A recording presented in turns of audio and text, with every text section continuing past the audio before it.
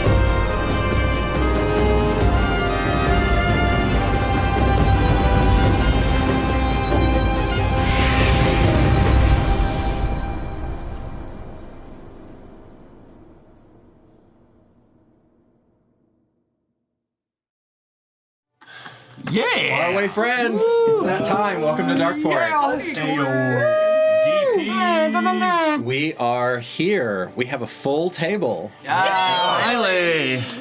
At last. Why were you guys lost? It almost didn't happen that way, but we did it. We have some dedicated players, and we are very grateful for that. Huzzah. We are grateful for you, faraway friends, for attending us on this journey. This is the final leg of the journey.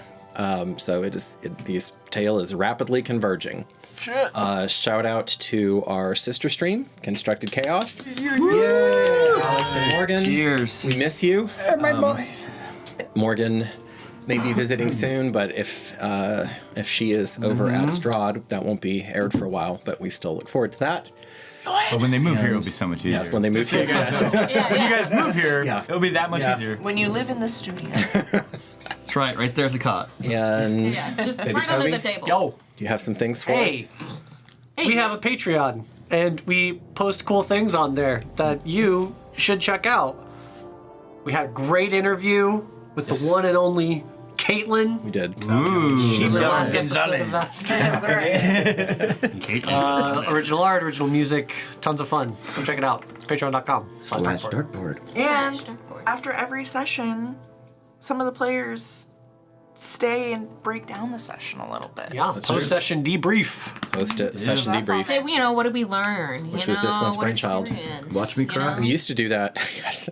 We used to do that at the home game for years and years. That was a well-integrated tradition going back a long time. But Toby, you figured out how to make that a thing. So well done. Well done on that. I deserve that. You do. You do deserve that. On top of all the MVP points that you have. Speaking of MVP, see, you're queuing me. You're Hey, queuing me you up. know, You're queuing me up. It wasn't even close. Lacala. Hola. Which, if I am Thanks, everyone. keeping track of these things correctly, means that you have now hit 10. No, 8. Ready? Is it 9 or 10? 9. It's 9? Nine. Okay. You have one already. I'll be honest. Damn. To be honest, though, we is should do it out of 9. fractions of how many games she's played in comparison to us. Okay. That would Y'all gotta definitely start put it voting at for me, I thought y'all. you Okay. had- She got You're right. way here, way since. did. I'm gonna run a campaign right now. I did not know that. I have no... I Wait. Yeah, right? How many did I receive from Wesa? From Waste you got 8. Yeah. Then this would is be 10. 10. Okay, geez.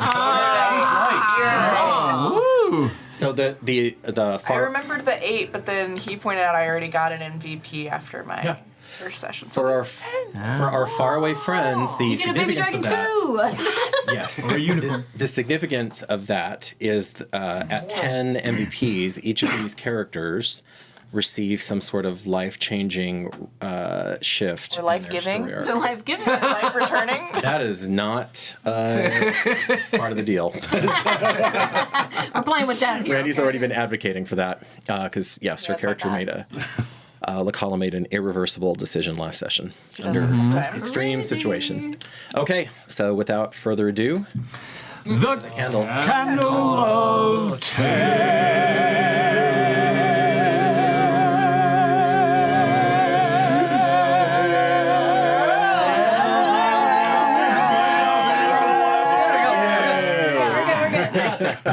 My God. Please light it up. made it. And this is what happens when I take care of the candle, y'all. Never lighting candles. I mean, it's better than the time trim happy, nearly. okay? It's better than the time it nearly exploded. So That was terrifying. You know, live television and all that. that's a Yeah, PSA with for everyone out presents. there. Take care of your candles. If you need to trim the wick, trim it now. Trim it up. Fair enough. All right, Randy, keeper of journals. Right. So I had a journal last week, and I wasn't really able to go off because of the circumstances. So I have the journal this week with much love, respect. I shall. Hey, no, we want to hear it. Huzzah! Maybe. And he deleted it. Milk, eggs, avocados. So I've said it before, but my mother was fond of a saying that each of us tend to view our time on Terra as the end result of all that has come before, which is true. But we like to think of that our time as the peak of that journey, rather than just another pearl on the string. Today I got to see another pearl added to the string, and it was glorious. In a moment, it reaffirmed that my actions helped bring justice and truth into the world, in a tangible way. It gave voice to the growing sense that change was indeed coming, and that filled me with a renewed sense of vigor for the battle that lay yet ahead. I also found it humbling. I had planned on making a speech to these people to help bolster their resolve, using my own journey as a backdrop, but much like my presence on the beach this morning, it was welcome but not needed. Tawaya knows how the puzzle fits together, and in that moment when the gold flowed from patience, my mother's words struck me like a thunderbolt. I'm simply a pearl in her most beautiful string. But there's still some polishing left to be done before I call my journey complete. Okay. All right. Sweet. Nice. Humbling. Indeed. Grip. I was like holding my breath. What name is he gonna say? I was like, This could go so many ways today. I know I was asking that. You're the chosen one. Enjoy.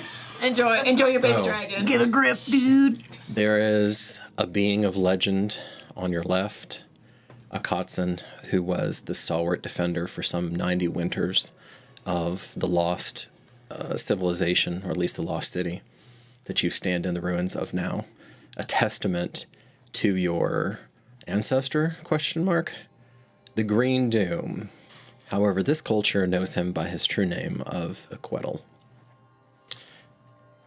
Akatsun is there, wreathed in radiant yellow, with the sacred geometry tattooed on his body, holding a weapon that, his weapon, that somehow made it back to him. And that story you do not know, nor does he. But daybreak glistens in his hands, a mock wattle with fiery topazes and ruby adjacent gems adorning it, specifically blading it. But that is not what draws your attention at the moment. Yeah, there are two other golden figures. Just the backdrop. One of them, of course, is the golden dragon who just made her presence known, coming down, whose mere gaze was enough to not just bolster you, but complete you. And you begin to realize now in some inchoate way that I don't think your character can yet put into words, that the idea of a single lineage is once more laid bare as the falsehood of the past. And is it a trick of your body? Is it some somatic ghost that your golden inner scales itch? itchies. And you hear her say in this oddly human and yet somewhat distorted voice, because in her transformation, she has retained most of her draconic affect. So there is like a human face. It's not a snout anymore, but her skin is almost entirely golden scales. Her hands are no longer talons, but they're not proper digits either, as a mammal would think them. And as she's holding over her most precious and beloved bundle to you, she says, "I am sorry." Is this in Draconic? Yes. So you understand this? She does not. You do speak it because of the oxcon around your neck.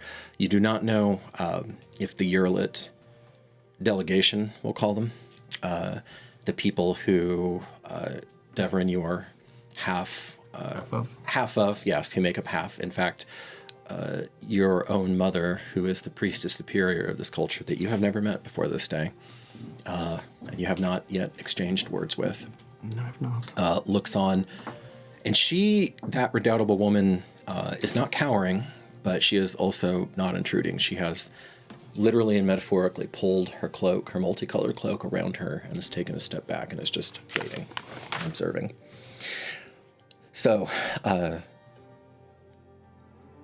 am sorry, she repeats, and then steps closer so that she can very deliberately, unless you resist, take your hand and place her hatchling in your arms. He's smelling you.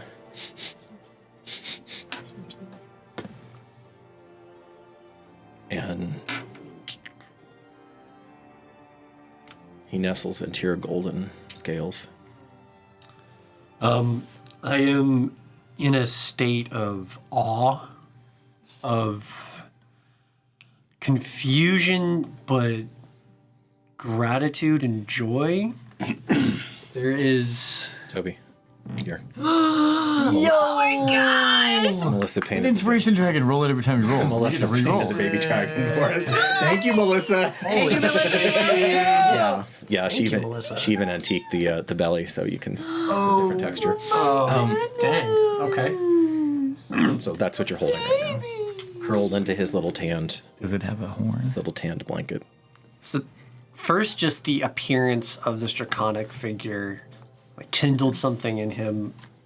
That we had, like, do you remember the first time Grip was swinging the sword around The great sword on the island, and just having that, like, with abandon. youthful exuberance and passion, and just like, that is on full display. He's a kid again. now. He's a kid again. Seeing this majestic being appear and then transform. No roll needed. You are certain in your bones that this is the figure that was gliding between clouds above Isom during the battle. Incredible. There's no doubt. Okay. Can I make the connection if it's the one I saw briefly too? Different. Yeah. Awesome. Yeah. No, it's The same. I'm gonna borrow it. unmistakably her. And because you saw the full flight, you saw her in motion and the elegance of the form, which is very different from like Tecpotl, your quote unquote cousin on the island. Yeah. So seeing this creature, and just to clarify, it appeared as a green dragon. It appeared as a green dragon, and then as she landed, the scales flipped, and unfortunately, her mini I left at home. No! So, and it shows that transition state. Cool. I'll bring it next time. Yeah, the camouflage was nigh perfect, though. You thought it was a female green dragon. Yeah. She was flying down. Okay, that's very interesting. So yeah, just kind of in a trance, almost stepping forward, kind of understanding intuitively that I'm supposed to approach, but feeling a little daunted. But I can't help but want to know more, to be involved with this person, to talk to this person or this being. I have mere moments. I I see a second point of the gold is not here. So be it. It was always going to be a close run thing. Then my path. There was a way to bring the goddess of truth into my heart and to fool Aquetal, to camouflage my own death, or what he thought was me dying. That's done now. It was fully my intention to fight at Geramentum's side for the upcoming battle. That's all over now, though. She looks across the sea. Did you know that golden dragons, too, are creatures of land and earth, Just a smile. sea, air? So, instead, I have to lure him away. I do not believe we will speak again, young one. Even though we were mated at one time, his rage, his designs require me to be snuffed from this world. Don't understand. If my darling had been born green, or at least a hybrid, I might have been able to remonstrate with Aquetal. Have him spare. As it is now, he will know that our long association is over. Not always willing on my part, by the way. I won't miss that.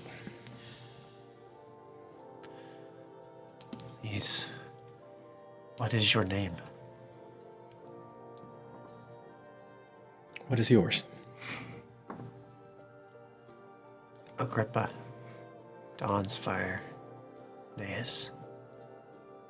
A pleasure to meet you, Agrippa Dawnsfire Naeus, and not merely from a distance or in a dream or spying.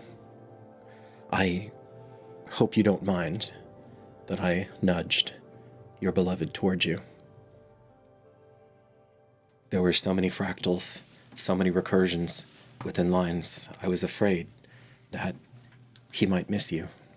So I entered his dreams and directed him to the Arboretum when I thought it most likely you would be there.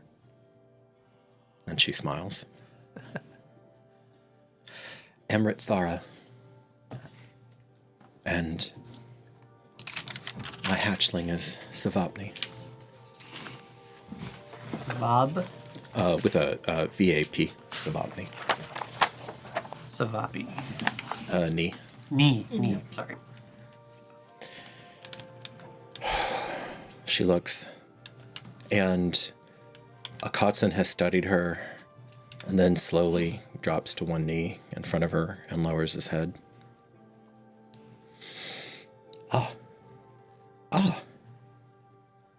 He is reborn.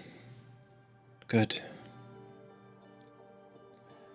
And almost an ache in your teeth, you hear something subsonic through the water to the land. She stiffens. I must go. I'm sorry, Thrice said. Please tell the emissary that it is my greatest sorrow that we were not able to exchange perspectives, time, resources. But I still believe that the Goddess of Truth's direction is a right one. Ooh. And now I'll die in that belief. And there's so much force as she instantly transforms back, and you see her pulling extra mass sunlight to her as she grows larger, refulgent, as she flashes like a newborn sun, skims the water, it rippling out, up, and ominously, hideously, distance distorted, she veers, she tries to keep the sun in his face.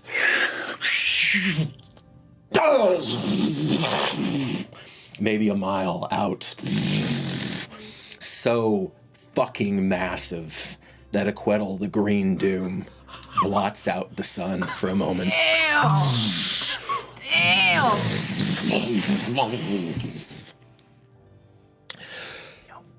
You have lived because I allowed it. Now you will die because I demand it. And the race is on.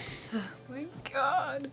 And she dives under the water, granting herself another beat as some hideous blast of magic, some 10th level spell, ripples through, tearing, distorting, denying reality over her head. And they fly into legend. Casual dragon battle just occurring. Legend fight there. I was really kind of getting Tom and Jerry vibes.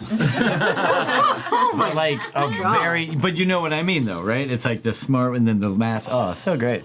So, Hell yeah. as soon as he heard that voice, Akatsun explodes into action with preternatural speed and begins running. This makes sense. Daybreak blazing in his hand. There's nothing to swing at.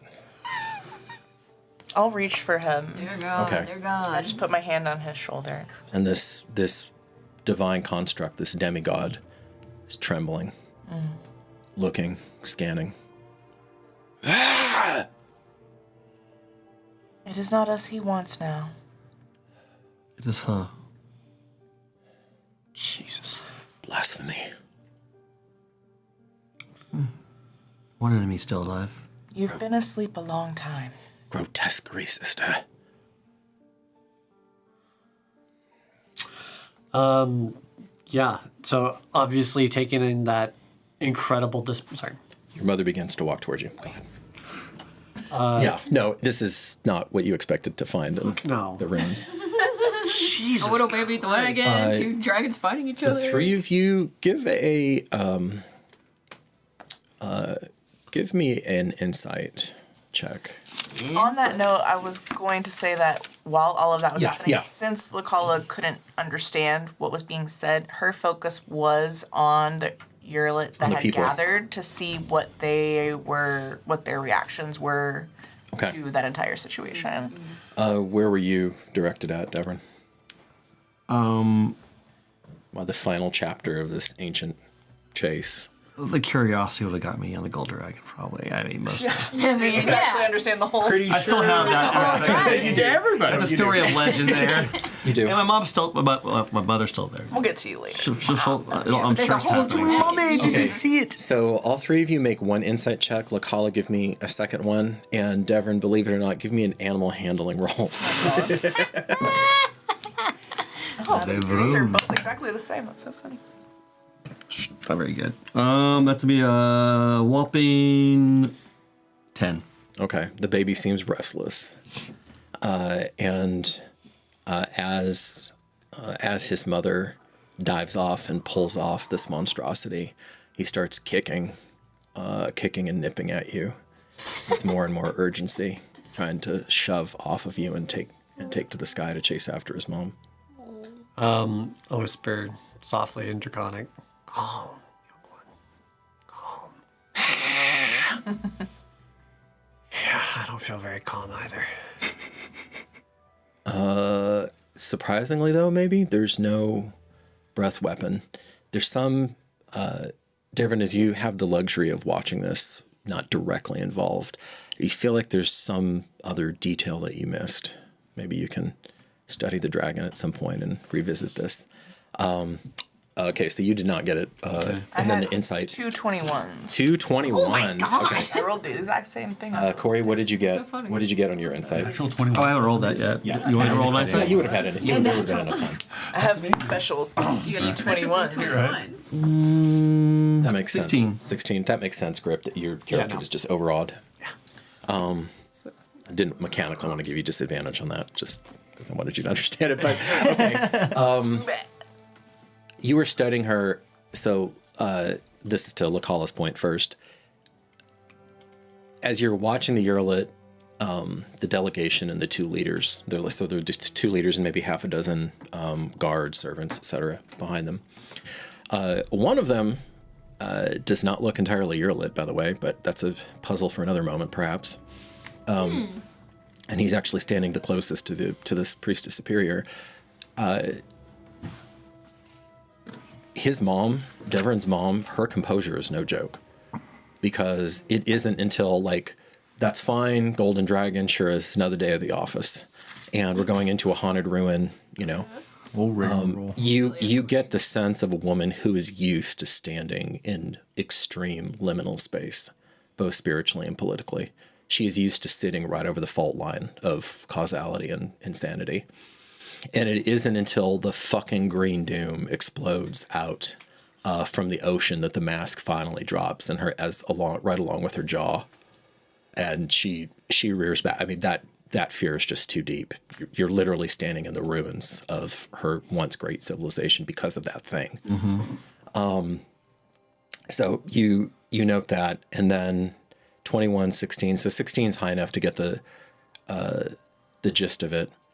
21, you get a nuance, and the way that the Green Doom took off after Amritsara, you don't know if that alien, it's a colossal intelligence, obviously, but it's also utterly alien. It's not acting like there's anything of interest in Kyoto on the land. So make of that what you will. And for you, with that 21, you think that she launched some kind of psychic or sonic assault on him to piss him off and completely get his attention. Yeah. Because she could have, there was a safer route where she could have tried to go up so he couldn't emerge on her as quick, but she wanted to goad him and get his attention and pull him as far off. She's very fast too, very fast. He's not necessarily faster than her in flight. Okay.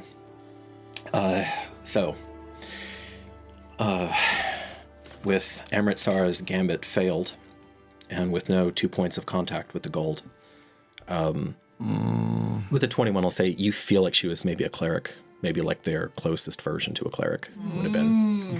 Because you felt like a slight divinity to her. In all three of your minds echoes her fading thoughts. Veritas omnia vincit. Justitia in aeternum.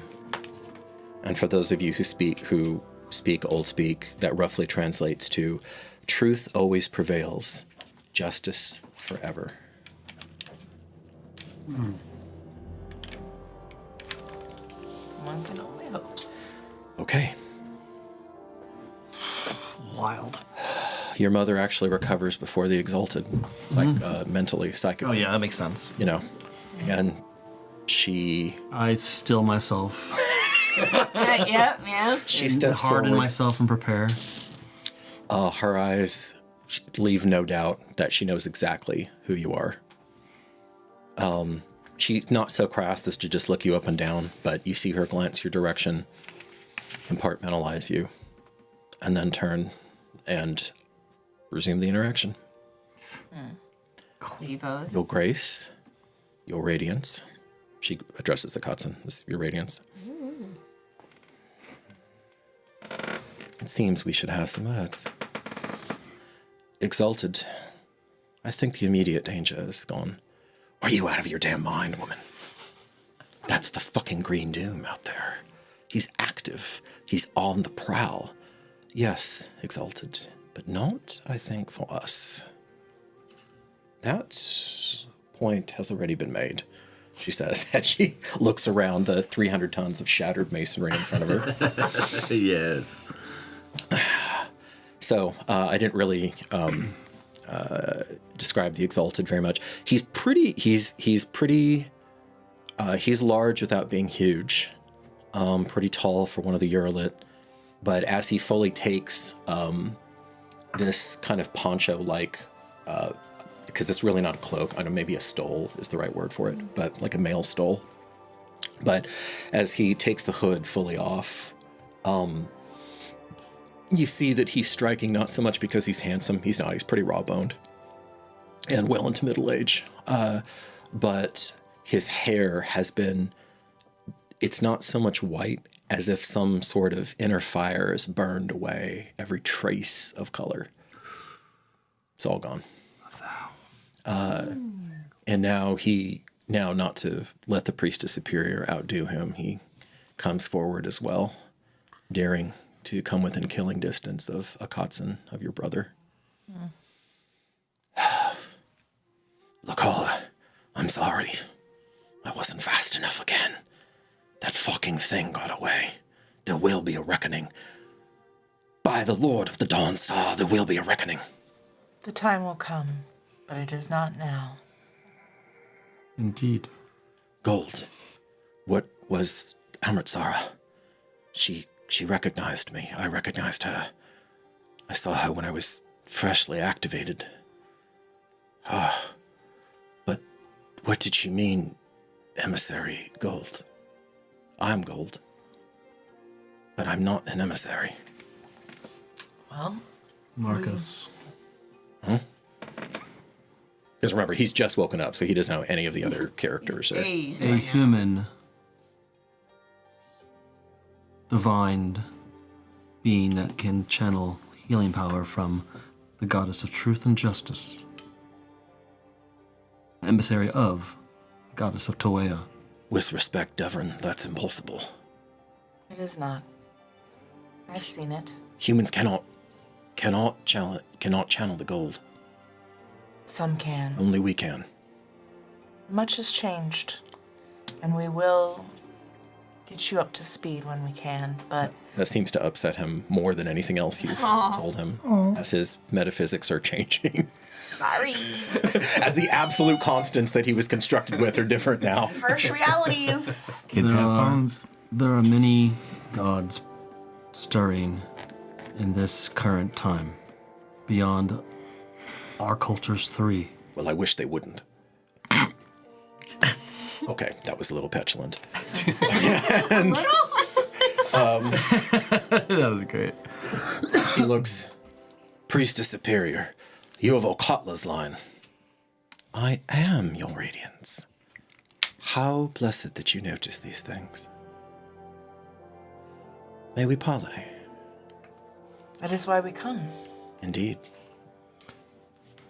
She's giving you a wide berth, by the way. I'm in Dragon Town. Priestess Superior, do you bring thunder or the dew? It's hard to say in the pre-dawn gloom, is it not? How did he name you, boy? He What is your calls me name? Devron. Was that what you call yourself? That is what I go by. Well, you have his looks. That's a good start, I suppose. Exalted, may we do whatever you need to, woman. I need time to think. Of course, Exalted, of course. Over there looks like a wonderful spot of shade. And he kind of gives her a sour look, but he looks around and she did point out the most logical flat rock that was nearest. Right. Amazing. And he's schooled enough not to actually sigh. You can kind of sense it. And he goes over there. He calls over, and you see two. So she has her aide, and then a more junior priestess, and then he has four. You think you're not sure if they're slaves or bodyguards, or maybe both. But he calls them over, all men, and they immediately start setting up a little tent and a shelter right over his spot. Diva. That's what I said. This guy. And so, did we ever get her name yet, or are we? No. Oh. No. I believe it's Mummy Dudas. That's for me to discover that. Mummy. I got you. Continue. Superior. How may I be of service? Allow me to introduce myself. My name is Lakala. As you may have gathered, as the astute woman you are, I am the construct of Taluk, who has just awoken my kin. We come to meet with you, to understand you, and to present to you problems and solutions. All in one package. Marvelous. Well, that's why I do not travel alone. You do notice, I'm going to let you write off that 21 for a little bit. Sick. You do notice that Both of them. Love that for me. her eyes, she's paying attention to you, but her eyes just seem to be gravitationally pulled over to Devron, and then she resets, and then looks at Devron again, and then resets. Sorry, I'm not your child. Can you pay attention to me? I'm little and teeny and a literal child. I have one of your children born kind yesterday. of inside of me. Priestess Superior, Devron, we are in a unique situation, one that you should be made aware of. forgive me, you are, of course, being a twin, Asketiodal, yes? I am. Then I need to correct myself, Lord Devron. All of us who traveled here are Asketiodal. And she gives eyes over to Grip as well. The dream time was accurate then. And she looks over, and the Exalted, who had already said your sight is accurate, is kind of almost rolls his eyes at that point, but she Great guess. Yeah. she gets them in. Yeah, we get it. There is a threat to both our cultures from the south of the Kogi River. We are a nation. Jurentum is a nation that controls the outlet to this bay. Let me show you something. Maybe perhaps if you see it, you'll gather why I'm so concerned about this southern army. So he, She watches intently. Spells. Imagoqueus, silent image. And you see this watery painting, and it appears at the beachhead of Weissam, where we were at. And in close to the sea, you see armies of an army around 400 men marching onto a large iron dragon thing in the water. Massive. If you Massive. Mean, massive if you mean the Juggernaut. Yes. Yeah. Or the Dreadnought. Yeah. And she sees the wyverns marching on in their military precision. There are literally going to be 10 to 15 of these eventually coming to the bay if we, as Jeramentum, do not remain and prevent it. I think there is opportunity for both our cultures to have trade, and I myself have interest, of course, in the future of Tijuana and the Urlet. This was known to us. Yes. I appreciate your adroit manipulation of mana, though. And But you're east. We are west. It seems that their arrow is aimed rather at your bullseye, not us, eh? And once they take over Jarabentum, you do not think they will see the bay and go further west? They are a conquering expansion nation. I think that they're going to have their hands full for some time with you. I don't know about that. But would you not rather have us as a buffer in between you and them? Buffer, Lord Devron. I would never seek to so crassly utilize Asketiodal. I am but a mortal woman. Priestess Anea, I see that you walk amongst demigods. Well met. Priestess Superior. So that was the priestess who had come with you from town, who has observed a lot more than your mother has up to this point. Can I try to detect her emotional life? Sure. Yeah, go for it. What she's... Go for it. Wow, that's been good here. That will be a... that's a insight? Yep. That'd be a 15. Okay. 15. Not that great. Yeah, that's good. She It's is, good. It's serviceable. she is unreadable. I actually did not roll that well, Corey, but you know this woman has mad pluses to that roll. I believe it. Rolled a 5, but it was 31. I'll be looking for cracks, obviously, through the process, but... She feels much more embodied, much more frankly sensual even than like the Lady Planner did. But there is an equivalent of depth, you feel like, to them.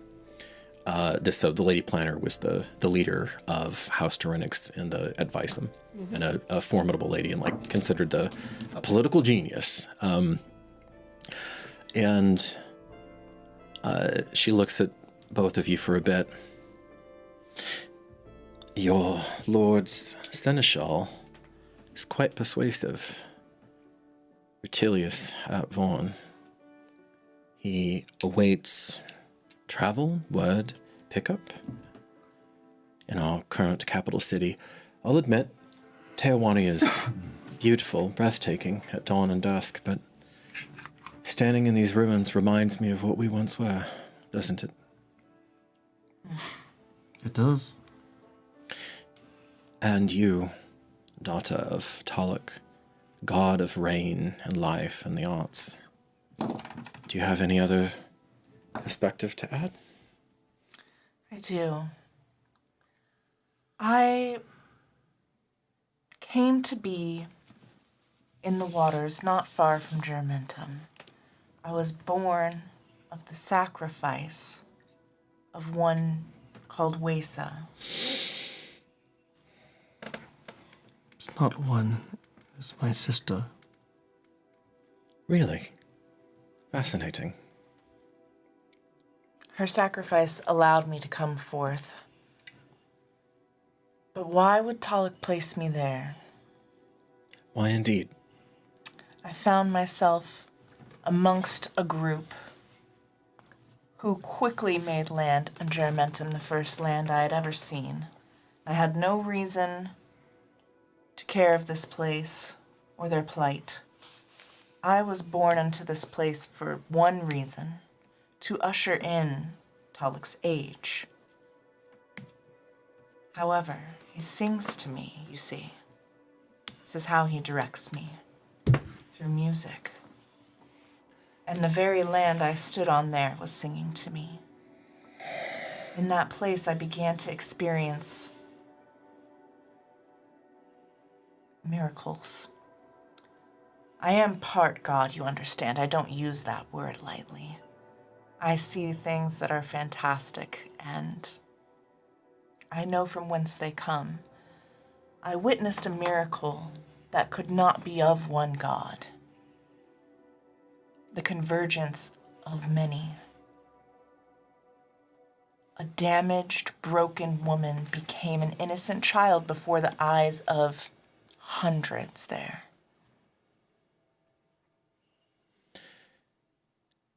You're right, Your Grace. You are part God, in the same way that daybreak is the instrument and tool of His Radiance's hand, and she looks at the weapon in Akatson's grasp. Indeed. The gods are being called for... Called's not the right word. They are converging for some reason in Germentum, discussing things will be happening there, and I believe our culture should be a part of that. You must understand that the fate of Germentum is not just the fate of Germentum. I have come to not believe, I've come to know that their fate will directly affect the Urilit. I was meant to come to your people. I am of Taluk. I had no interest in these foreigners. But Taluk brought me there for a reason. And he is right when Devron says that this fight will come to your door. And I know your people. You wish for your privacy to exist on your own. As we have for time immemorial. It will not continue. A threat grows, and it will encroach here. It will be at your doorstep. 10,000 men will be here at some point if we are gone.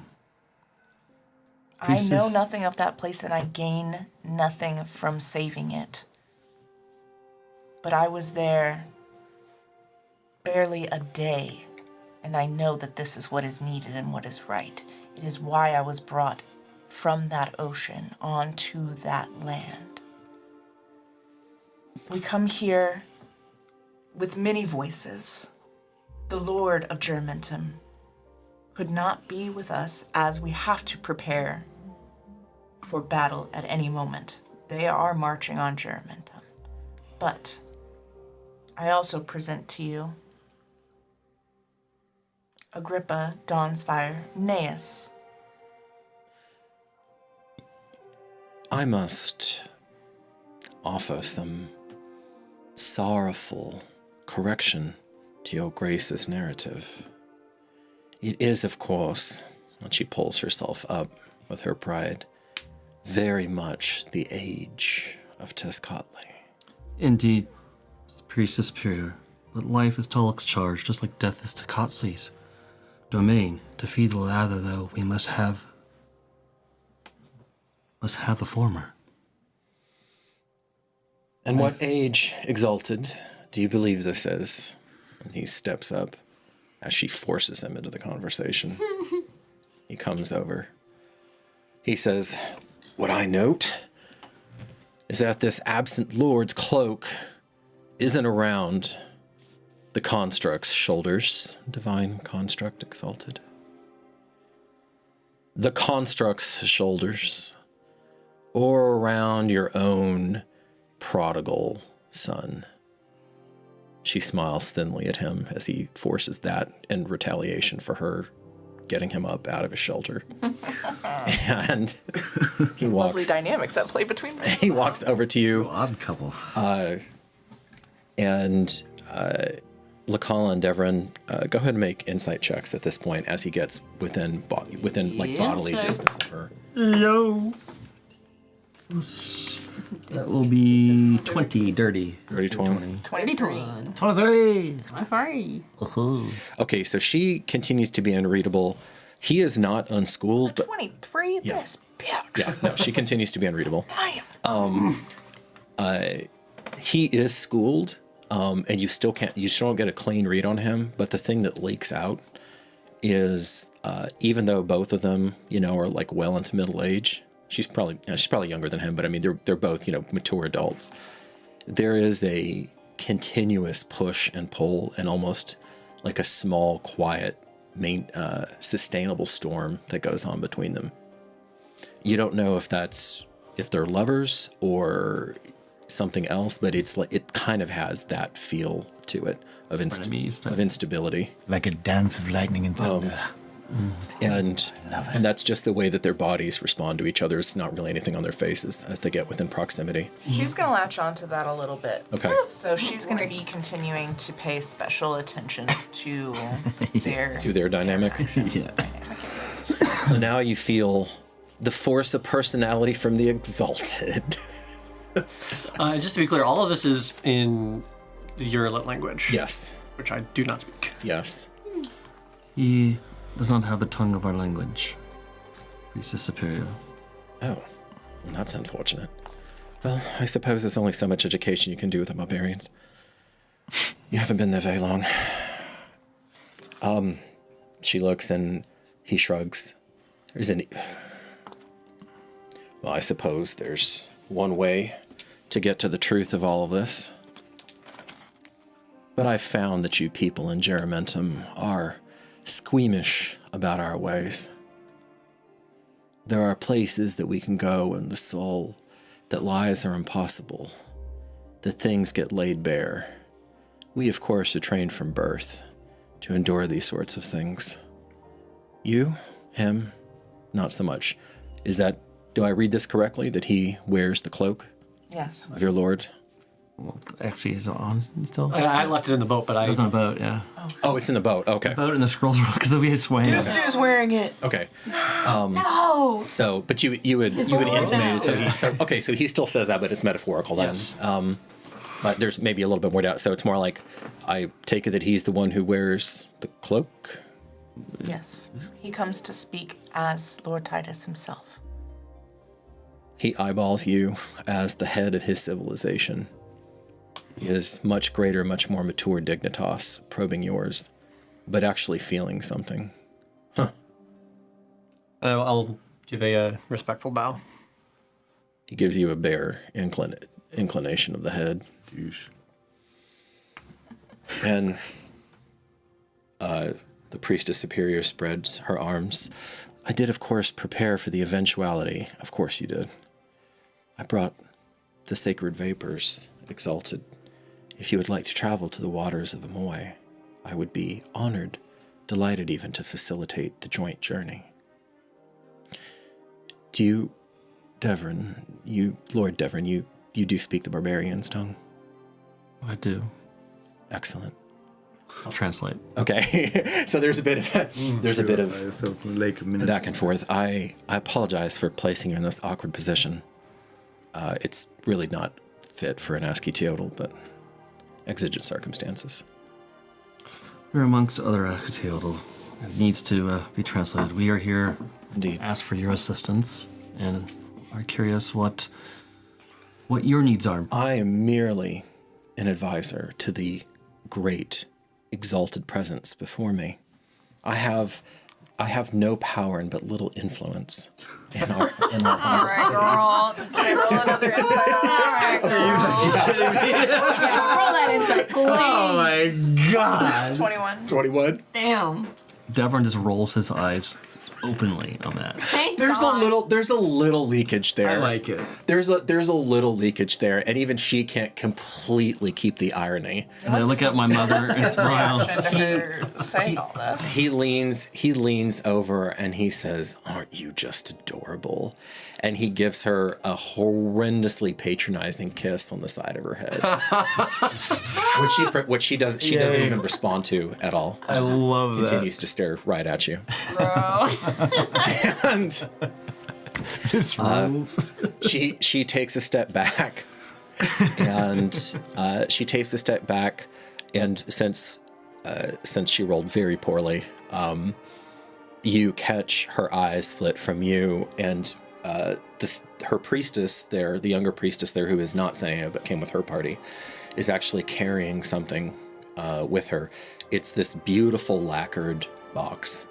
It may be waterproofed by this particular kind of lacquer. It looks barely Eurolit, like it does exist in their culture, but this is something that should be inside of a temple. This is not something that you should be porting, 18 miles away from the capital. Is this something... I look at my mother.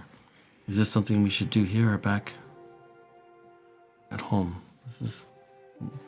Looks around. I would suggest... Exhilarating, isn't it? He kicks a bone. Yeah, right. Just clatter, clatter, clatter, clatter, clatter. This is more for the Death Tamers, it seems, than for our culture here. In good time. Let me, if he will consent to a shared journey into the waters of Amoy, a friendly probe, with only the risk of insanity or stoppage of one's heart. I will translate that exactly. With the right enunciations and stresses. Then That's all, is it? we will see. Then we can, as the Exalted says, we can get to the truth, to the heart of the matter. There are many ways to get to the truth. Oh, We have other ways, too. always are the best ways, my dear boy, always. Can I roll to see, like, a religion check or something if there's anything that I remember as, like, Nikali or anything that might clue me into what this actually is? Sure, yeah. Be Because religion? honestly, Yeah, it's absolutely, sounding like one of absolutely those religion. medicines for like heartburn, and it's like, but you can also die. Go blind. You know what I mean? 13. But your This is fingernails are fairly longer. this is fairly close to the surface, though. As you reach back, a powerful priestess superior in her. So let me just make a quick note without getting too pedantic. So every generation has a high priestess. That's just a title. That's just a function. Not every generation has a priestess superior who has these like esoteric abilities. If your mother is not chosen, that doesn't mean that she isn't extraordinary. No, well, there was the oracle. Right. Yeah, literally. So this is like a core mystery of the Trinity, of the Eurolit Trinity. And she is going to take him to a psychic spiritual space where a meeting of the minds isn't just possible, it's unavoidable. Now the danger is that, and she's going to facilitate this. Mine now. Can I do any recall? I mean, I know out of character, Wesa went through that process with Katrin, I think, at some point. Ish, yeah. Ish with the river, ish. Yeah. I just trying to see if I can recall any concept of what this might be. Go ahead and make that. Go ahead and make for you would be more like an investigation roll as you're trying to pull that up. So to finish the thought, Caitlin, the danger is that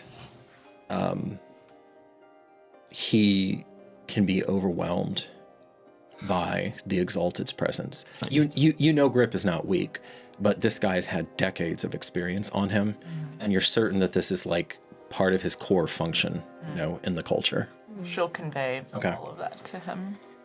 It's a dreamscape. And these are refined people. Your people are refined people and deeply intelligent in metaphysics. They are not kind people. That is not a value. That is actually not a value in your culture. That's been evidence. That's been evidence. Oh no! I'm kidding. So like a virtuous, so she can be completely honorable and virtuous and not be kind in their culture. All right. So you relay that. I had a 14. You wouldn't know it as viscerally as she does because you're not pulling the body sensation up, but you have some idea of. For you would be thinking about Wace's ability to link hearts and how there's a shared danger, but this is not the nice kind. No. Yeah. I'm gonna. Well, I was gonna say take Grip by the shoulder, but he's got a dragon, I think, on his shoulders, so she'll take him by the elbow. Hey, I called it though. And just look in his eyes and be like, 100. you took a risk for me and I won't forget it. This risk will be necessary to save Geramentum. I do not see another way. But what just happened was almost as miraculous as what I witnessed in Geramentum. Clearly, you have an extremely important part to play here. I know you can do this, and she will give him inspiration. Yay! All right. Bard shit. So the first class of humanity was in this world was the bard, either the bard or the barbarian, or the barbarian. Barbarian. Scald. You gotta sing It was when you kill. it was one of the two, as you learned in Vicem, and you feel this primal power that is not divine and certainly is not refined hermetic magic, flowing into you, bolstering you, and making you just a little sharper than you should be. Well played, Cal. 1d8 sharper. Incredible. Yo. So, like an intake and breath, recognizing the sensation from Bestia. Yes. I'm sure this has a different, Totally different feel, but the end result is the same. but you arrive at the same place. Yes. Well, truth always prevails. My guy. I will do this thing. You will. So she nods. Priestess Anea gets up. She's just observed through this whole thing. She's not saying shit, but at some unspoken understanding, she comes up. She actually outranks the acolyte that's with your mother. Cool. And so she takes the brazier. She takes the incense. She begins to burn. His 4 slave bodyguards move the structure. They're hotboxing you.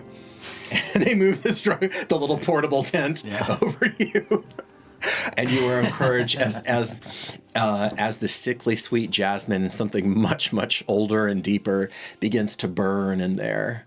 You start to hear, is it your inner ears, imagination, or some sort of unwelcome morbid synesthesia as you begin to smell screams.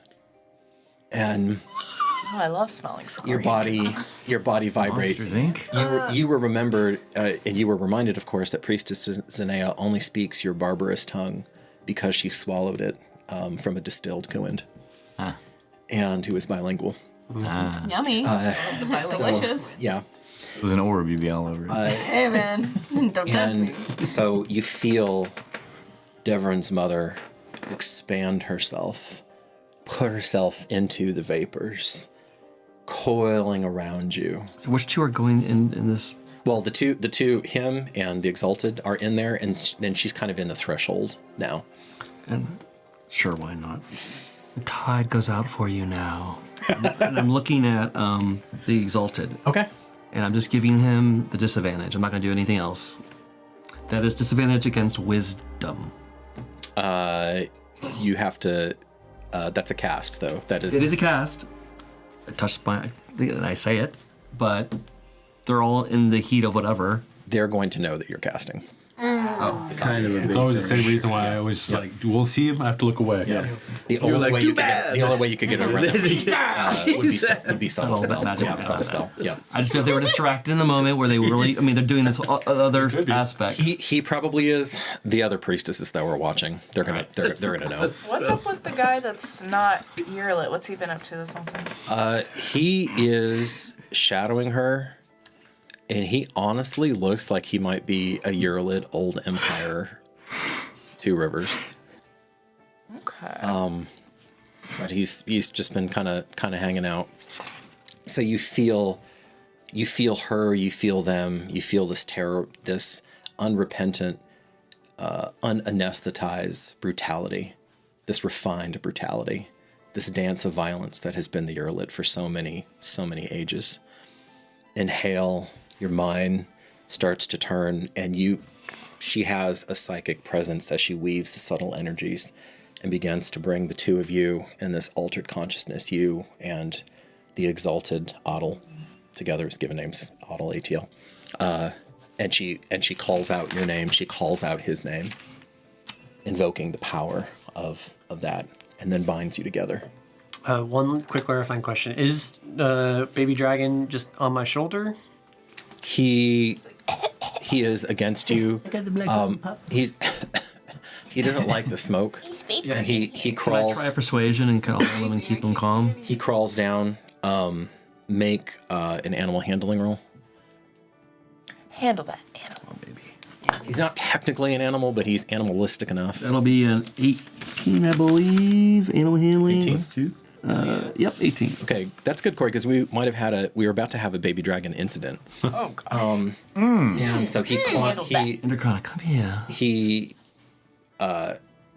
looks at you and he's angry. Well, he's angry at you for zoning out, and he starts to claw into you. And then you take a point of damage as he's going down, and he makes you understand he doesn't like it.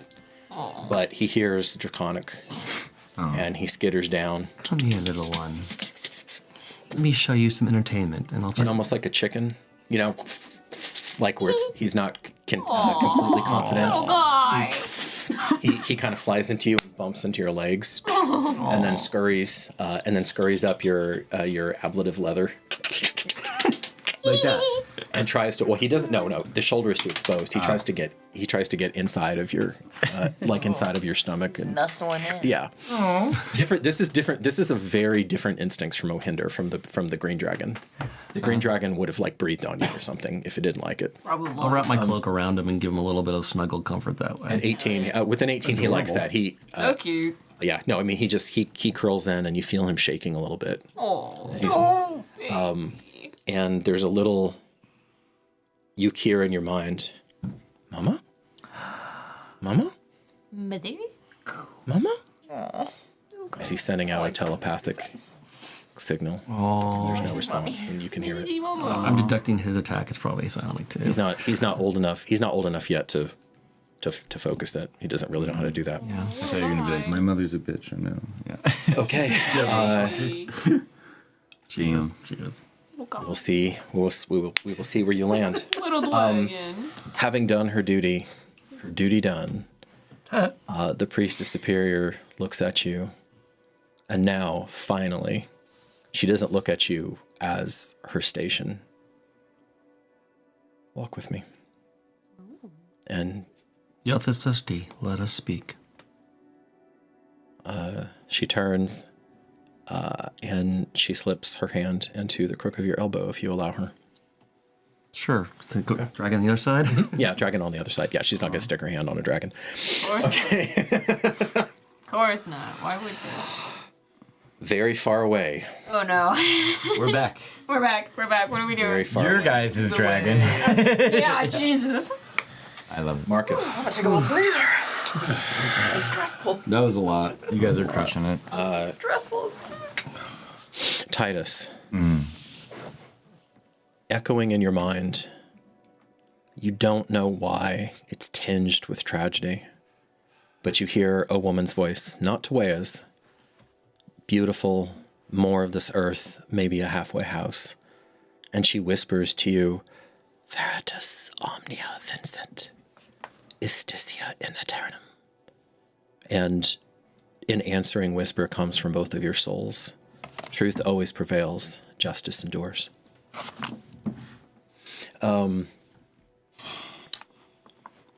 And then you feel it yanked violently away. Titus, you can't help yourself. You were dazed. You're actually further along the timeline than what we're playing through with them. You heard the explosion. You saw when Marius, your ally from Memoria, your chosen ally from Memoria, lured at least part of those 5,000 men into the scar. And there was a scream and an explosion and a panicked withdrawal. But they're close now. They're really close. And you can almost feel the ground. You can feel the murderous intent. The pressure in the air. Of them coming as Leptis Regium's will and intent just bears down on your home. And in all of that, it's been almost impossible for you to not watch Livia while she's sleeping. The miracle fresh, it just seems impossible. And so you find yourself, and Livia has refused to go back to her old room. She's just taken your bed over. I'm on my cot, just like it was with Jerem. And this night, the Grands have brought Jerem. She's asked for Jerem, and you're seeing the two of them sleep. I think that he'd be sitting on like the windowsill looking out. Oh, yeah. And just kind of like knowing that they're there, but hearing their breathing and like hearing their heartbeat, but also looking out to like just always like sentry to protect them. Give me either an insight or a perception roll. Let's do insight. That'll be 13. Okay. Something bubbles up, and your interactions with Atsadi, who is I'll start saying little sister. Yeah, exactly. Instead of twin sister. That's interesting. Your little sister's handmaiden until 5 days ago. Your interactions with her have been pleasant, even a little warm. But your curiosity got the better of you, and she has now been sleeping in Livia's old bed. Not taking the room over, not appropriating anything, just quietly creeping in there at night, sleeping in there, but she is not shutting the door. She's just sleeping there with the I love that. jar. That's very cool. Okay, you're listening to them, and there's a little... Yeah, and then he would honestly be kind of looking out and be like, shh. And then he'll get up and kind of walk in. Like as if he's shushing the outside, but like knowing so they hear him, and like as if he just doesn't want that moment to end and sit within it. And then he slowly will kind of get up and comically tiptoe and then realize that he's tiptoeing. It's like, and then he'll kind of start to walk with that confidence of whoever's there who needs to meet them in that moment. You open the door. Well, hello, darling lord. You see a teal.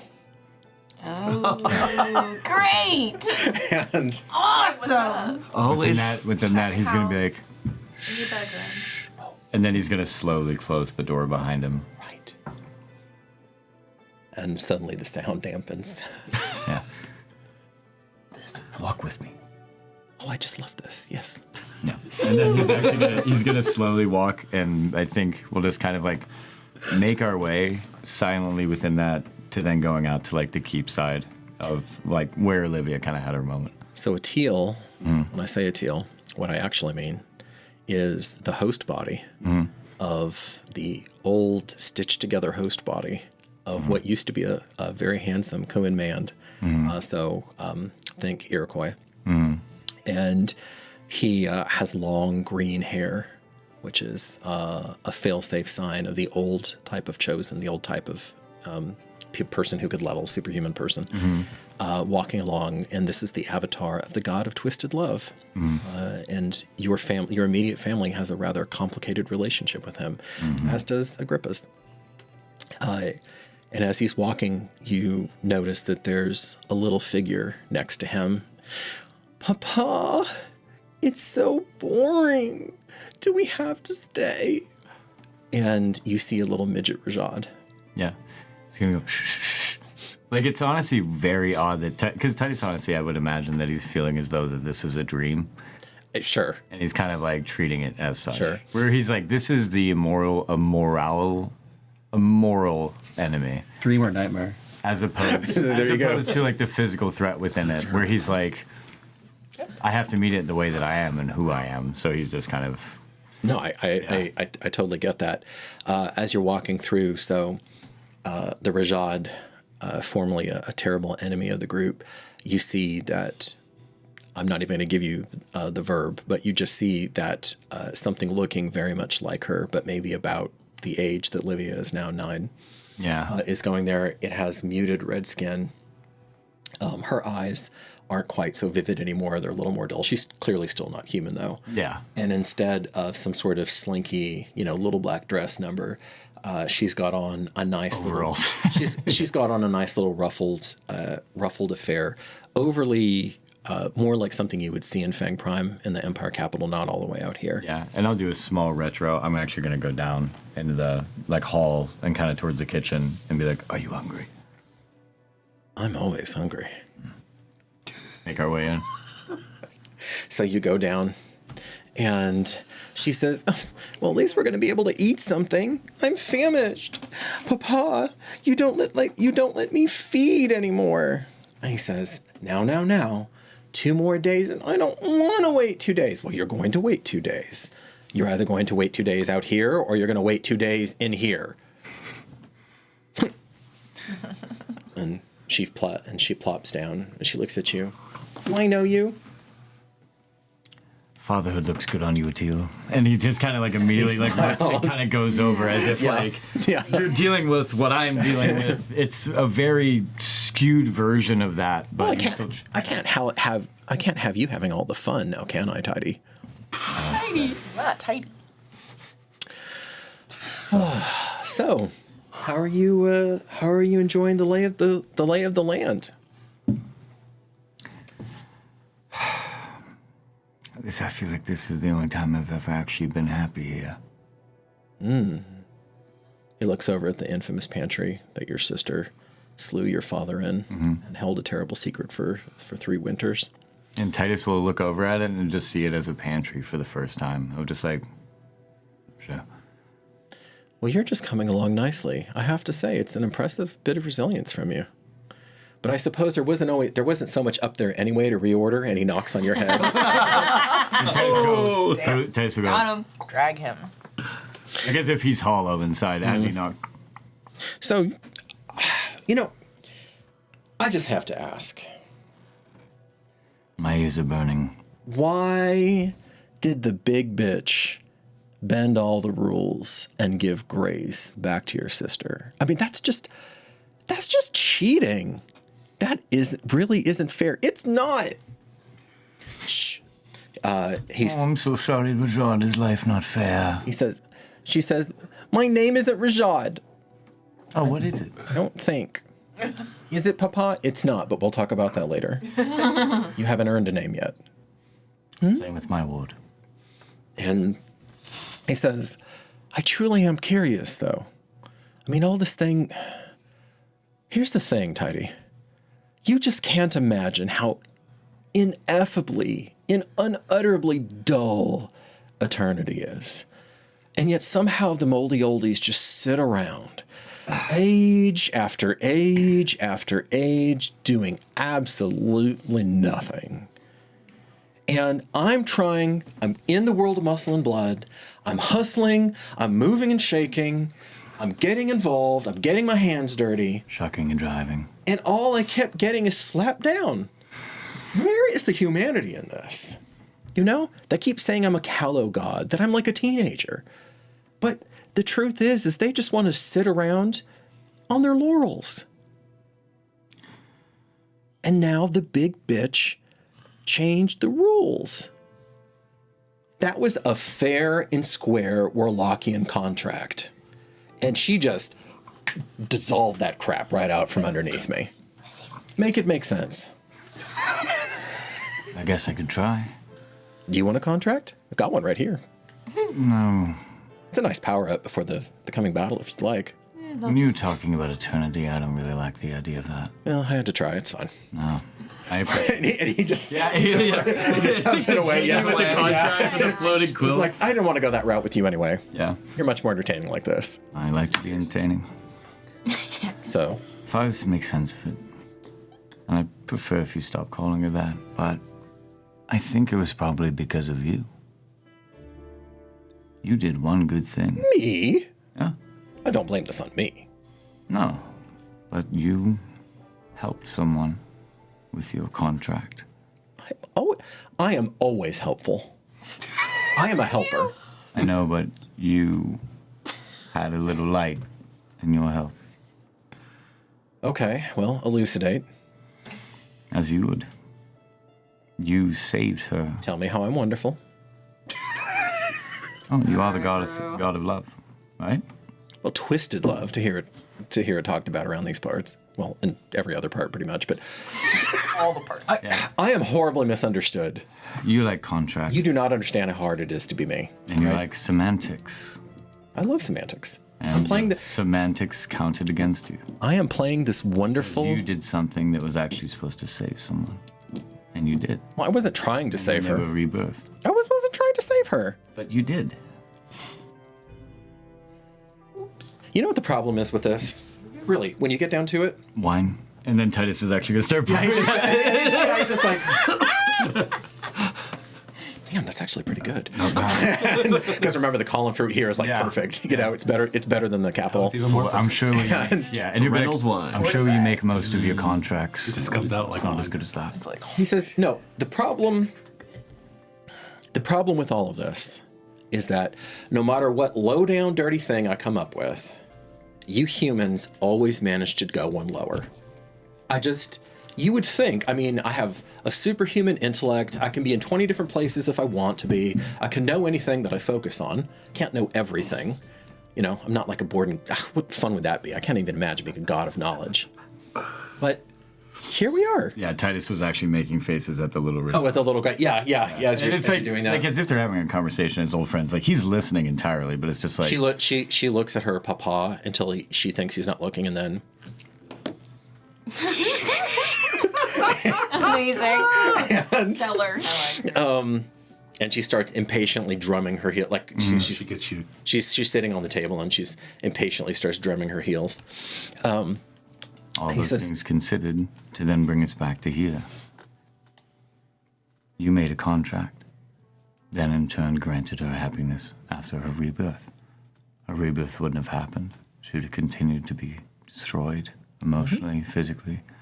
But since you went lower, even lower than my father, she was then guilty. It's just so boring, fathers abusing daughters. I've seen it. It's trite.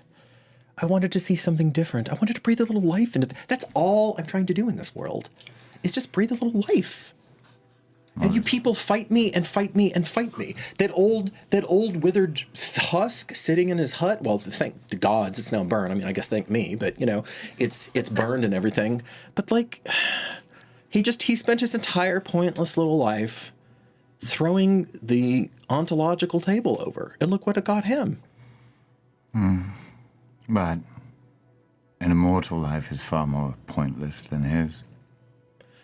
I'm just trying to figure things out right now. And you have forever to do it. Well, kind of. I'm not going to sit around forever.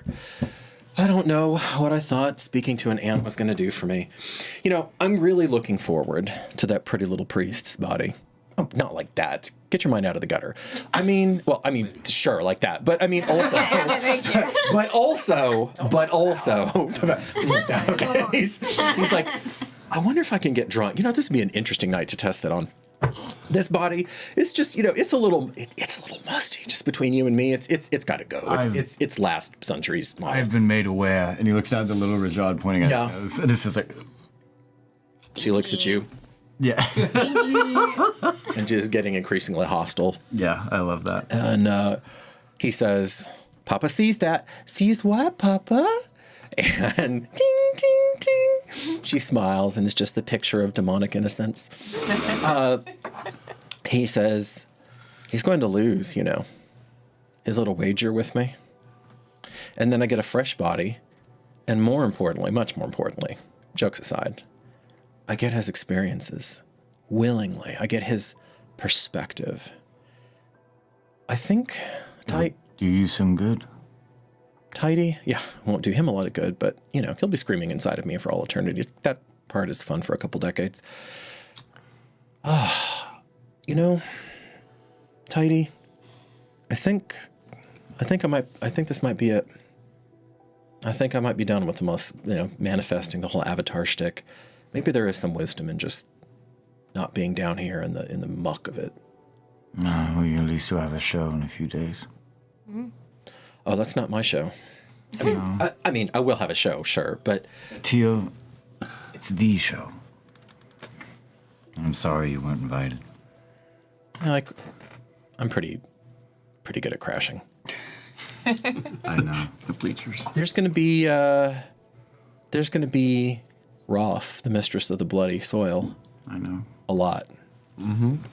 There is gonna be Tawea. There's gonna be all the Eurolit people. They're so damn insular. Don't even talk. Boring. Yeah, they are quite boring. Have you met Devron? Damn. And then he just like,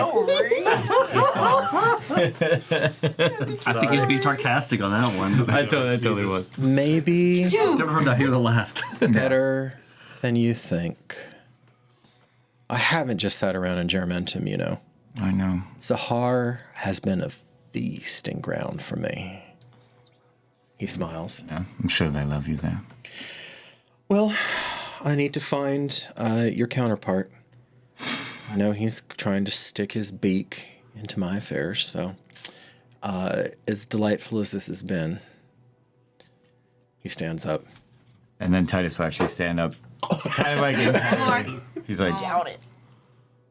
and he'd be like, One for the road. "This is actually quite nice." We should do it more often. Not really, but Yes.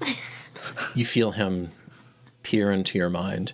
You feel Concord, her presence, get her back up, your artifact of a It's sword. actually the only time too where if he does peer into my mind, that his eye will come up and it will just kind of have that of like the Concord kind of white and be like, "You're pushing your luck." I make my own luck. I want to see, though. I really want to see. I could have sworn I heard something on the wind. Something a little tortured soul told me. Something you might tell me. What's that? I don't know. I was hoping you would have it. Come back in a few days and I'll tell you. Sweetheart, in a few days, you won't be talking to anybody. Oh, wasn't that gonna hurt your little mystery? And then Titus will actually take his drink. He starts. And then Titus gets up and goes, "Well," He and then starts. he'll get up and he'll open up the door. He starts walking off. Right on schedule. Come on. And you see an Adrian who is pacing in the dead of night, thinking. And a little bit beforehand, Adrian had here. Now you had been looking for him, but as fate would have it, he finds you. Yay. There's a tentative on the new. Remember, like the new little hut, the new house that was built for you and Alba, and only you and Alba. What time is it right now? Late, Okay. not quite the dead of night, but 24? but late. Oh, wait, yeah. Late, yeah. Marcus, Come in. I'm so sorry. You didn't need to be. Come in. I was looking for you anyway. I think I goofed. Maybe. And you see the fresh-faced, almost cherubic-looking twine soul of your former fellowship mate, Katrin. This is who was Brother Adrian, who has abandoned all of his life and his intellectual stardom in Leptis Regium to be on the side of the angels. and he who cut a deal with a teal, a little wager with him, with his own body is tender. I really thought I had a fighting chance. Do you think Grip's suggestion of a teal's love for himself is the right answer? I've been thinking about it too, and maybe. But come in and let's talk for a little bit. Let's put our head together and actually brainstorm this a bit. In or out? I don't want to wake your wife up. I mean, is there an upper level to this area? No. There's a nice little garden that they... You think you have a 2-story home? Yeah, I was about to say, I'm like, you think you got Come on. But there's You're a big there's a farm. nice little garden that some of the Kithki started Little snug for you. We'll head out there. Okay. You walk out into the garden and he starts pacing. I'll, if there's any kind of like ornamentation or something like that, I'll just reach over casually, invoke light on it with your wheel. There's a soft golden glow, diffuse golden glow. And just like that, you rekindle hope in me. I suppose I am a pretty easy mark, aren't I? No, but you are very hopeful. Wouldn't call that easy. Too clever by half. Far cleverer than I. I was just hoping that in the metaphysical shuffle that somehow it would help distract him, get his mind on something else. And of course I want to help Katrin. I have horrible visions of her in a land of dark and mist, so far from home. I don't want her to die there. And Atil promised he would help her, guide her back. If I won the wager. He's probably being honest. I mean, I don't know. But let's not think about that right now. How about we instead... I have 3 guesses. 3 guesses. And the exact question was... What love has Atil, the god of twisted love, never been able to overcome? Right. I think Grip's instinct is a good one. As I evoke clear thought. Okay. Your mind is clear. Your goddess is present. There is no divine intervention, though. Right. She will aid you, her emissary. Right. She will not interfere with the mortal's willing choice. And Grip's answer was what? Exactly. Atil's love of himself, Yes. which is well documented. True. It's known throughout the land. What do I know of Atil? What do you know of Atil? Well, in Zaha, he's worshipped as Habin, the god of love and sensual delights. He's practically a state religion. Oh, he actually is, literally the state religion there. I know that he is the youngest of the gods on record. He probably didn't even exist. I think that was implied in that duel that you had at Pullix, wasn't it? That he's not even as old as Wex.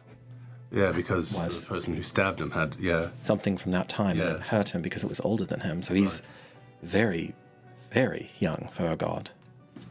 I suppose that's why he's catting about down here. Right. And ontologically, I would say he's closer to a demonic force.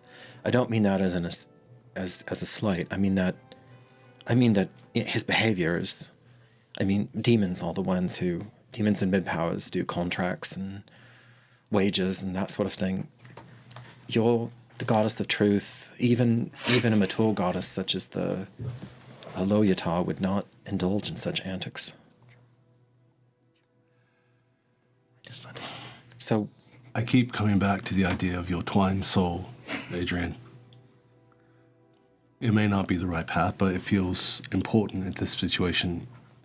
There's something more about you that he wants than just your body. There's plenty of pretty people out there, and there's plenty of pretty, smart minds out there as well. I know. In both combinations.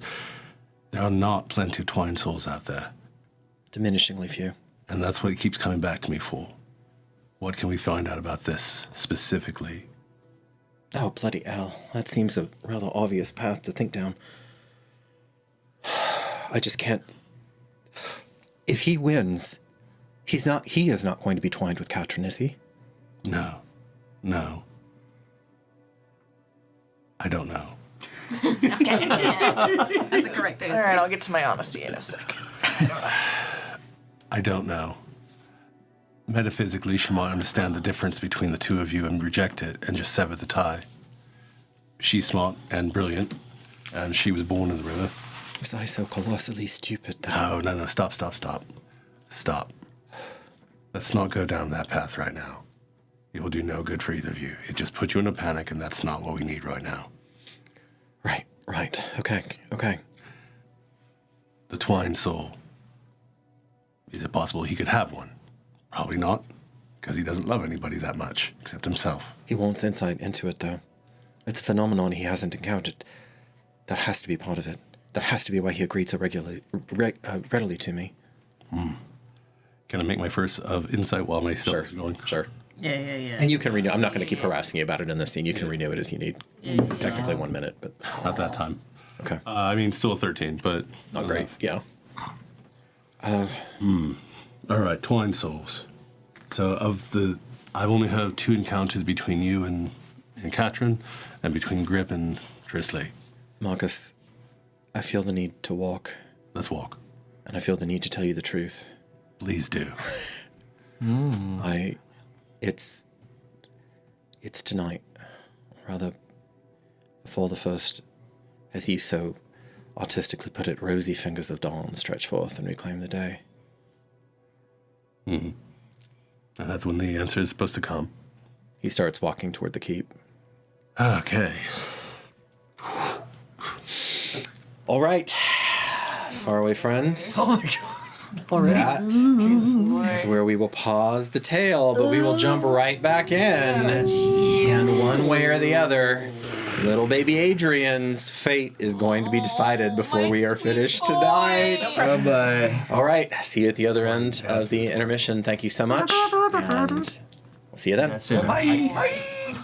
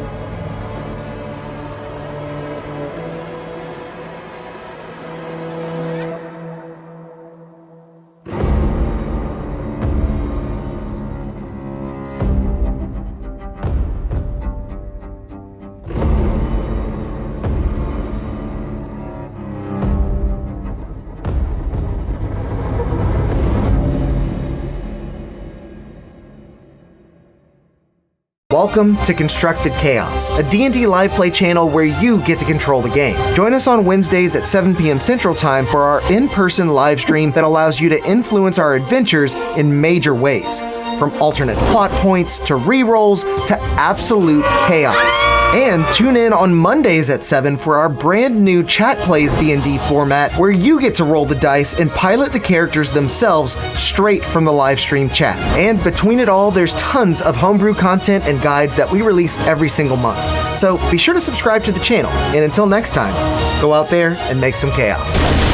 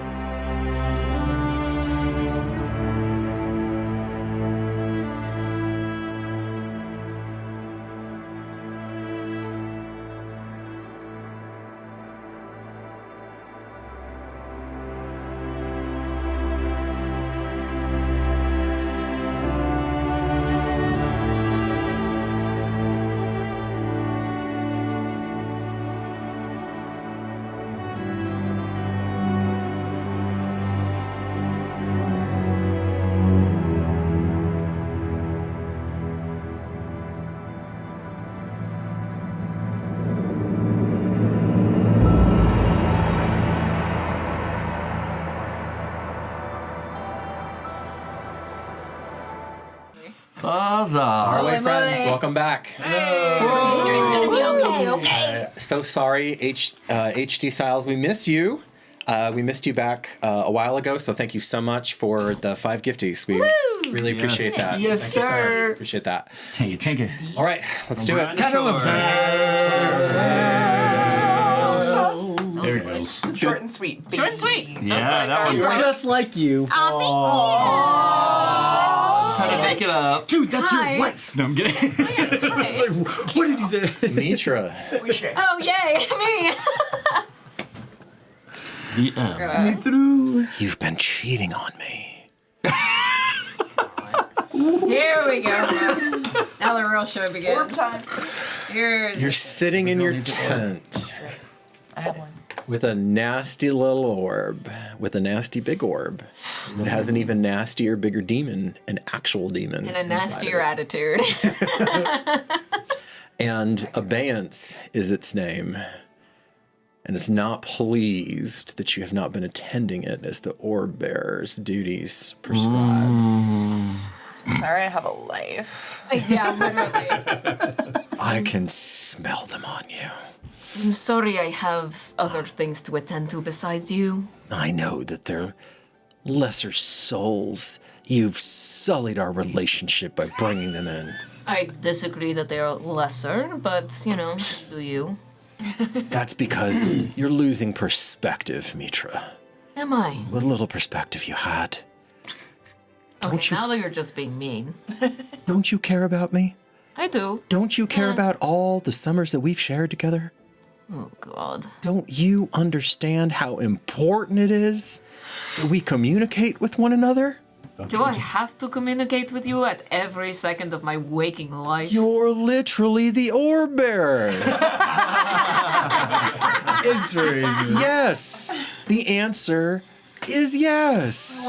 What do you expect? To take your orb, put it here, and have you live in my body for, the rest of time? Don't think about it. It's a joke. I actually do not want that to happen. That would be a living hell from me. Well, no, that's the best idea you've had in a decade. I thought I didn't have any perspective, but I guess I do now. Well, I can do it. You're just a flesh body. You're just an ugly bag of mostly water. Now I'm really grossed out right now. I can help you. I can bring you into the eternal now. Start by healing me up, dickhead. Just like old lady. Because you asked so nicely. You feel and it's rude. It's painful.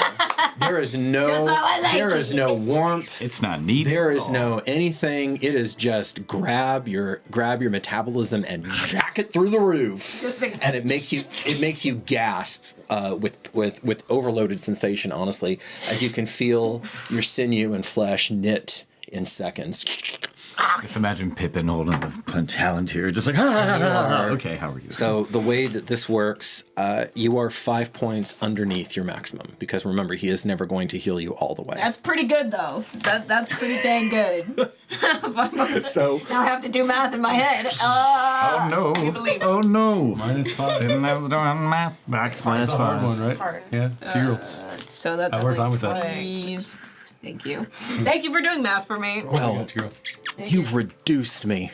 You're going to see what you've made me resort to very soon, Mitra. Oh, you healed me in a much nicer way than you usually do. Are you sure you're mad at me? Well, I sense the thing that I've been reduced to coming. What is that? The tent door opens, and you got that orb around, yeah? And you see a wiry, wheat-haired youth who's minus a tooth or two here, and is Grip's little murderous golden retriever. Oh, great. You too. Mac the knife. You too. Okay. you got Come, my everyone come in. Actually, announce it to the world that everyone should come into my tent. This youth, he understands pain. He doesn't complain. It's amazing for an outsider. I think he's just sadistic, but, We could teach him, but Well, he probably is, but we're talking about masochism, dear. Keep up. oh, how I missed our conversation. Macarius, of course, doesn't know any of this is going on, and so this former gladiator, who is quite enamored of both Grip and beloved Trisley, True. says, "So, I hope you didn't mind at all that they said it was real important when the sun came up that someone took a beating, right? So, since little thing is kind of the weather right now, I stepped in and I don't mind a beating on them." I feel like I need a translation. I'm speaking Daro. Daro, I am. Oh my Country gosh. Daro. Don't you understand? You're very aware that that is not my first language, not my mother tongue, but you're saying that someone was hurt? Ew! Why are we talking about your mother's tongue then? Not I that. don't think about that. Oh, Mac, He looks- I wish Grip were here. He looks at you like honestly bemused and a little repulsed. It is another word for your original language that you spoke when you were a baby. What's the problem with you and Grip? It is you got too many words. I think I have way more words than Grip, but, you know, I digress. He says, and Mr. Man, how is he doing? Got a name I can't even say. Oh, who? A baby? Baby. Hey, baby. Babe? Say hi, baby. You mean beloved Trisley? Make a linguistics roll for Macarius. Oh, thank God. For Macarius? Yeah. 14. Okay, so it's a 13. Good. Okay, not bad. It's not that It's good. not gonna be a plus. No. Abeyance. Oh. Which is, of course, what the orb calls itself. He is good. He is very interested in you. Well, it should be. I don't think that's a good thing, and I will kind of like, Okay. like in my mind's eye, like cover the ears of Abeyance. You mind if I talk to him then? I'll look over to Abeyance and just go, you Look. really want to talk to this guy? Macarius looks at you almost a little accusingly. He's been telling me you ain't been helping him. He's been crying. Goodness. Behind your back. He's been telling me these things about you. Kids play. I'm immediately offended and immediately grab his fucking shirt and go, what Okay. the fuck did he say about me? Oh boy.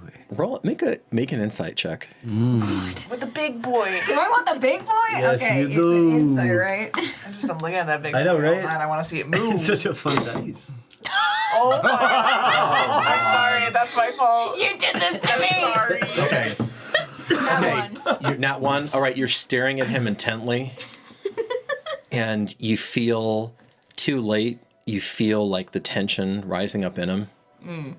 And there are only two things this poor boy knows how to do when someone is pinning him under a microscope like that. I'm gonna pay for it with my life. He launches a passionate kiss on you.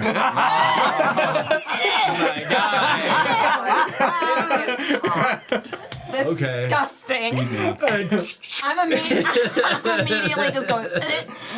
Okay. Fist. Throw him across the room. I don't know. So, Macarius, I was, what the fuck?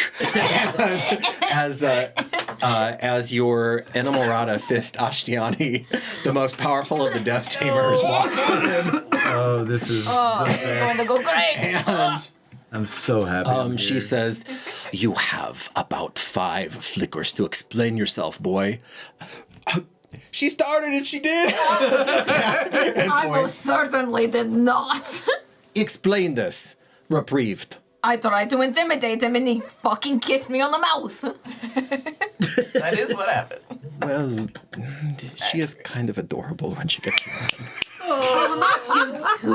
And Macarius is like, Obeas is like, I don't get it. One, and I looked at Macarius. One, I'm too old for you. Get out. Two, you should not encourage him. He kind of hangs his head. Well, I'm gonna get to talk to the orb later. We'll discuss that. I'm going to get to talk to the orb later, promised. Promised by who? Him? I look to Abeyance and just go, and I say in my native tongue, what the fuck did you say to him? I mean, like, if you were not in the orb, I would choke you right now. I hope you know. You would be dust. Macarius skips out. Motherfucker. I'm just gonna... I kissed a girl, I did. I kissed a girl, I did. And I liked it. And you hear some of the former slaves start to, oh, what happened? What happened? And gossip starts making the rounds. Oh, I can't wait for later. It's gonna be so Mitra, Mac, the knife found dead. Yes, my love. that boy seems to have no problem being scourged on a daily basis. And since Beloved has been going through some transitions, then he is, unfortunately. I did think about it, but you know that the orb and I don't get along very well. He's definitely made me very aware of that. Or paired. He's not... He doesn't watch when we... Never mind. I don't want to think about it. Hear an orb whistling. He's... Beloved is... Fading. Soon. I believe that she's going to call a vote to ratify her decision to elevate you into the position. There was a camp that was hardening around Justikar Mirza, but that's all done now. I think I'm still not comfortable with this democracy. But if this is truly what we are going to... It's all well and good to vote on trivial matters or even... But this is... It's more than that. I know. This is our soul. And she steps near you and she touches your arm, not possessively and not even urgently, but just so that you know she's present with you. Oh, I love her so much. This has nothing to do... I have every confidence in you. I know that your vision and clarity will help us enormously. It did me the other day when I was panicking. That will be every day, my love. I know. That comes with being with me. But I am deeply uncomfortable with the fact that people who just a few moons ago were slaves are now going to vote on who our spiritual leader is. I think it's meant to be. Is it not? You see no paradox in this? No, not at all. I've seen what former slaves can do. I've met someone on their way over and was incredibly wise. Possibly on the same level as me. Just saying a lot. That is. So, what do we've made the preparations that we can. I'm gonna just assume that you guys have been busy for the last 5 days. Oh, yeah. We've just been probably chatting, strategies. Setting up little bony surprises in fields. Yeah, Yes. you know, and I will talk to, I'll tell Ashtiani just, whatever happens, I want you to be just the guard for me. I mean it. Not just because I'm in love with you or anything, but Oh, really? well, it does have its perks, but, You know you've never said that out loud. Ooh. She has the shit-eating grin on her face. They always do. And she's just, red. Daw, Abeyance says into your mind. You're adorable. Oh, we missed you, Bagans. I know. But I do love you more than the summers could ever provide. Then I guess it's good that you're shorter than me, huh? Okay. Okay, don't get too cocky. She laughs. It's not the height that matters. She'll like kiss her on the cheek. She takes a step closer. She takes both of your hands in hers. And again, this is a mature love. This is, you know each other very well. You've known each other since teenagers. Oh yeah, on and off relationship on and throughout off. the years. And she just holds there, not desperately, not possessively, merely in presence. But if I don't get it, I still want you here with me. No matter what happens. And I say this with my soul, my chest, even the stars as our witness. Careful. That's beginning to sound dangerously close to vows. I will hold my tongue. Or not. I'll kiss her. Okay. Just a brief little kiss.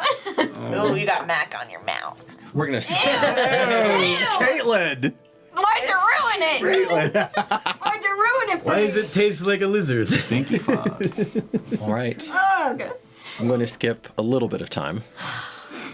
And We're back with the support of the Urlet. Woohoo! of course, yeah, of course. How did you know? I love you, my son. Yeah. Palpatina is Hey, here. I need to give people a break here, okay? And you are. I love it. Ashtiani excuses herself. There might be more than kissing in the tent. Of course. Afterward, of course. Ashtiani excuses herself, and you find yourself over at the current beloved's silk-strewn, soft, contemplative, almost silent tent.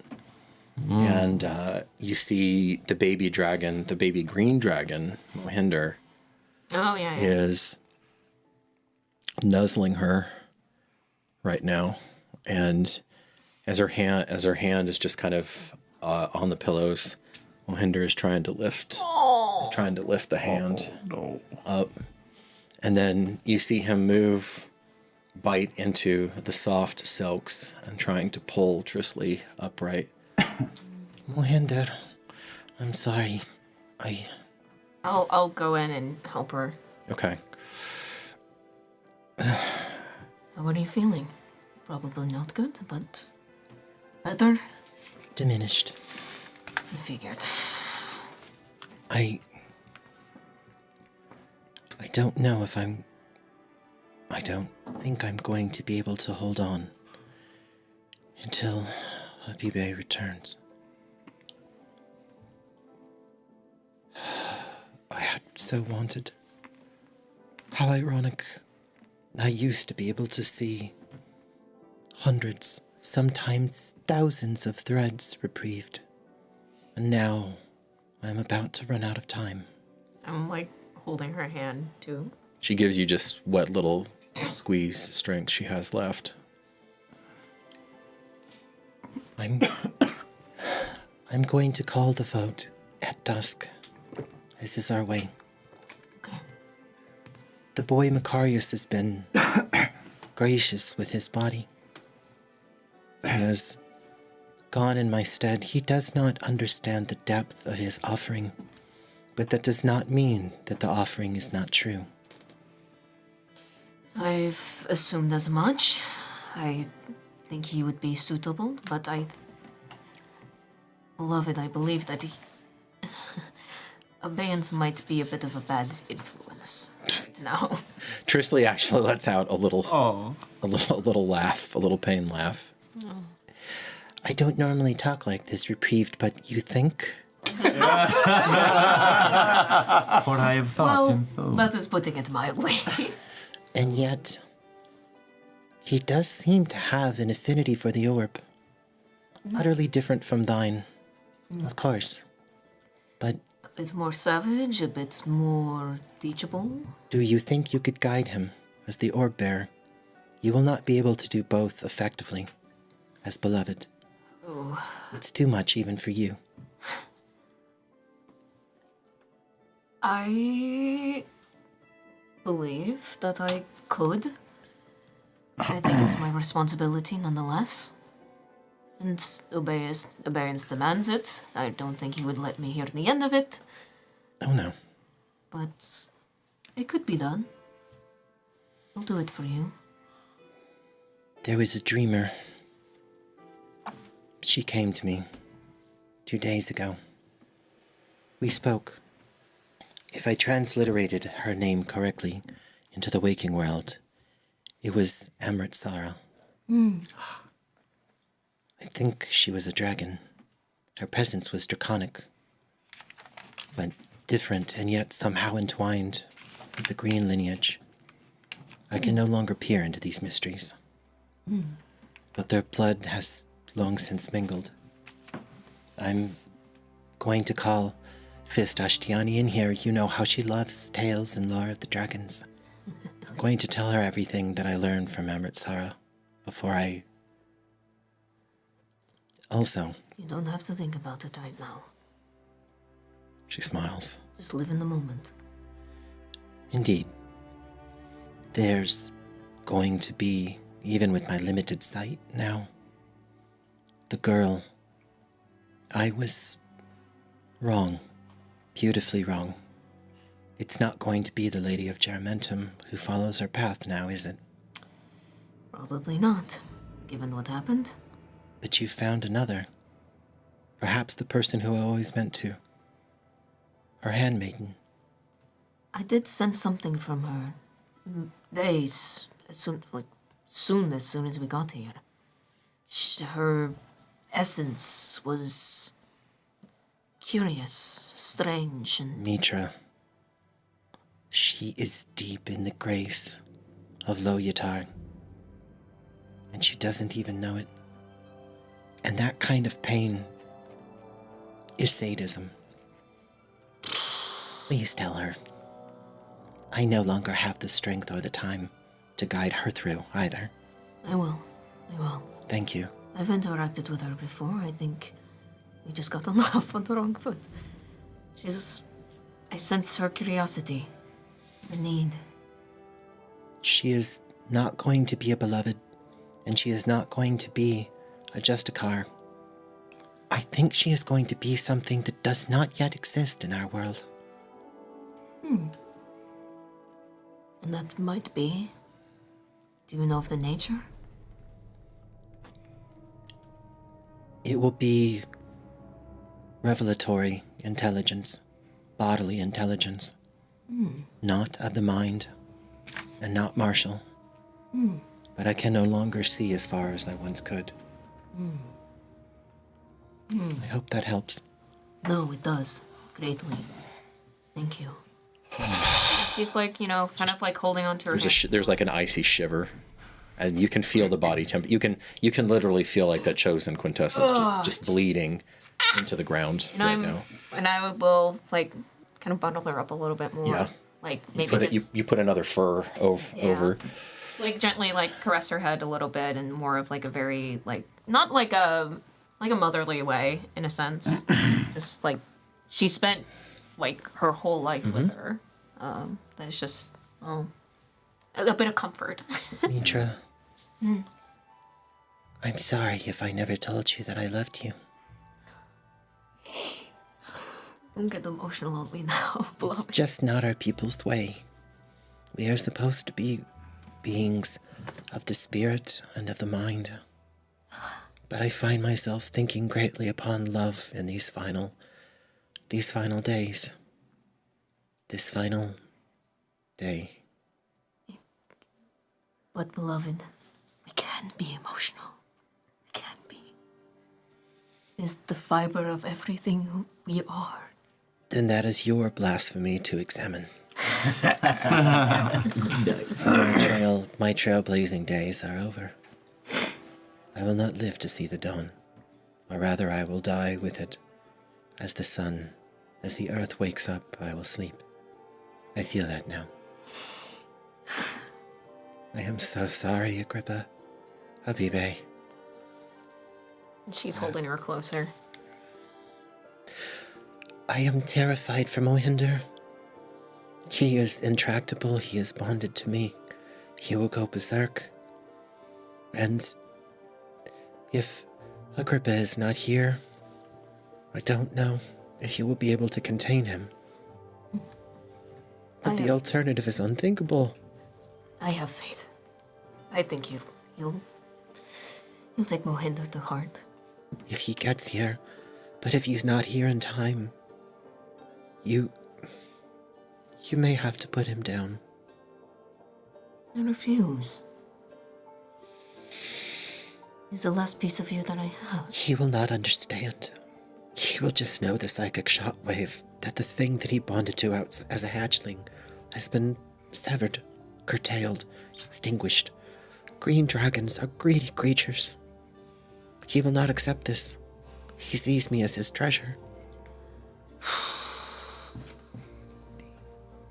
Please do what you can. I will do what I must. And please forgive my weakness. This burden should not be thine. You should have a clean administration, and all I leave you with is half-finished projects and more questions than answers. More questions I am more than happy to answer. To find the answers, too. All in the sake of our people, it will be done. I promise you that. Atil is not finished here either. I figured as much. That callow youth of a god running around. I wish he would just go home. You and me both. Okay. You and me both. And she'll still hold her really close and just essentially just coddle her in a way that makes her feel comfortable and warmth, a little bit of warmth, maybe a little bit more warmth will let her last longer. But just more so as a presence, just a calming presence of just reliance and just someone like an anchor. You feel the connection, of course you do. And you also feel a pair of alien eyes on you. Questioning as Mohinder tilts his head. Oh, Mohinder. Coming. Smelling you. Smelling Trisley. I'll beckon him to come over. I'll hold out a hand.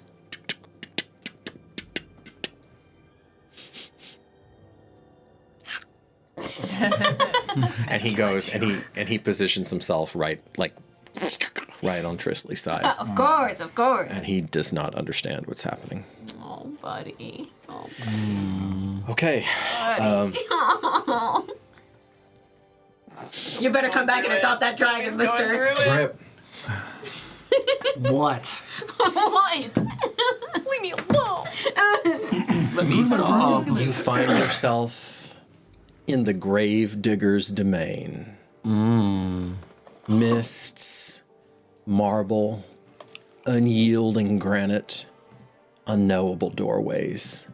A flicker of the candle that your mentally superior sister taught you at, that your mother in the end abandoned you around. The place adjacent to his inner mausoleum. And even in this skyscape, if you will, the psionic landscape, you still feel the form of the domain is enough to invoke a chill, as though there's some sort of sympathetic reckoning. And perhaps by creating this in your mind and your heart, or maybe it's just the fumes, these bitter fumes, perhaps the grave digger, many, many, many leagues away, is watching. And mashed with that, in this cavalcade of paradigms and impossible blendings that cannot happen in the waking world, you see Teowani, but not as it is, in the eternal dusk, with the beautiful melancholy of the golden lights and the greens, and yes, the reds, running down their one reconstructed pyramid as they slaughter Kuind in the background and they exalt their trinity. And you see the exalted there, Adel. Largely, as you saw, with his hair burnt away, and for some reason, the picture of a black flame, of an obsidian fire rushing over him, transforming him. They are an ancient and wise culture indeed. He was not born, but rather created as an ASCII teotl. Wild. Already, you see more of me than I would, boy. But that is how it is. Is your mind sufficient to interpret my words? I understand you. Excellent. And he starts walking. So, where are you picturing yourself in the gravedigger's domain? And then he's walking from the base of the pyramid. Is this blood? Is this kind of stylized blood that's glittering too much? Is running down like a pyramid in Mexico, kind of with the very very small steps. And he's horror game in between. And he's walking to basically the borders where your psyches mash. I'm probably on the outside of the mausoleum, like at the threshold of the closed door. Okay. Harkening back to the things that had happened there, the things they saw coming out of that and going into that. Indeed. Ghosts of people, of princes, of paupers, of would-be archmagi, of demonologists coming, all of them thinking that they're going to somehow, I'm going to be the one who's going to beat the house. I'm going to be the one who's going to trick the Reaper. And none of them ever, ever do. No. And so I think I would be heading to where the gate would be.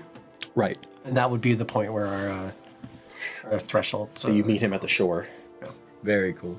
And he comes to the water's edge, to the waters that he swam in as a boy, that he nearly died in. You're picking these things up about him unbidden. And he's likewise seeing you, seeing the foolish beacon who came out to attempt to take advantage of the tomb of the heart. He's hearing echoes of your sister.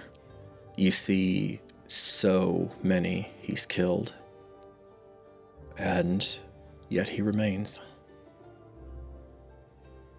You have a long lineage. Your line stretches back. I see that clearly. You have been busy. You were made.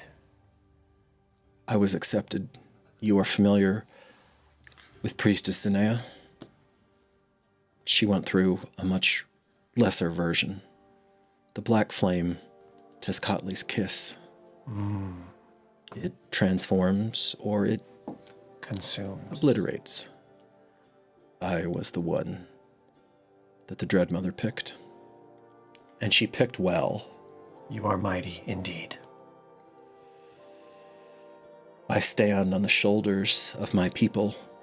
And as he looks, you see exalted before him, exalted before him, exalted before him, like an infinity mirror. Like the Avatar. All with the white hair, though. Oh yes. Even some women. Oh yeah. That's what I'm talking about, baby. And then back, and then they're gone.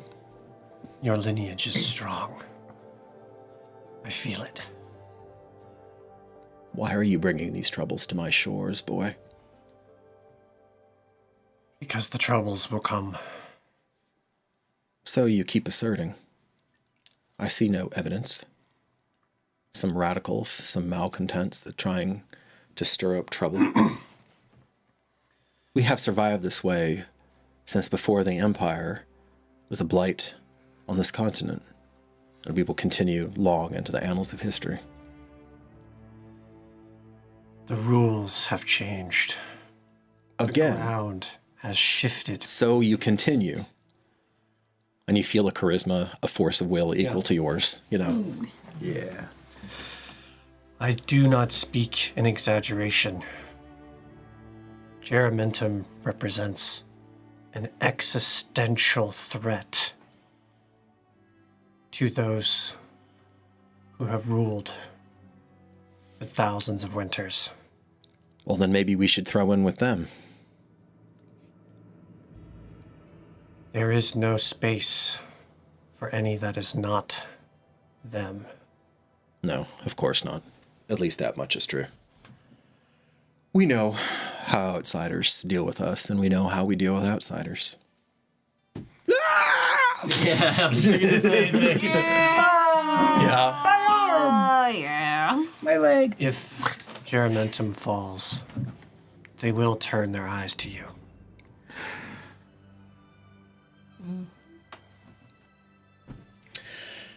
Kedra would have me come at you a different way. But I will say it like this, because here in the waters of Amoy, I don't even know if lying is possible. You understand that after this, we will have touched parts of ourselves that even lovers cannot see. It's almost a perversion. You are not a follower of the threefold path. You have no secret heart, and yet you are interfacing with mine. I regret how little I know of your people and culture. I have started to learn your ways. Good.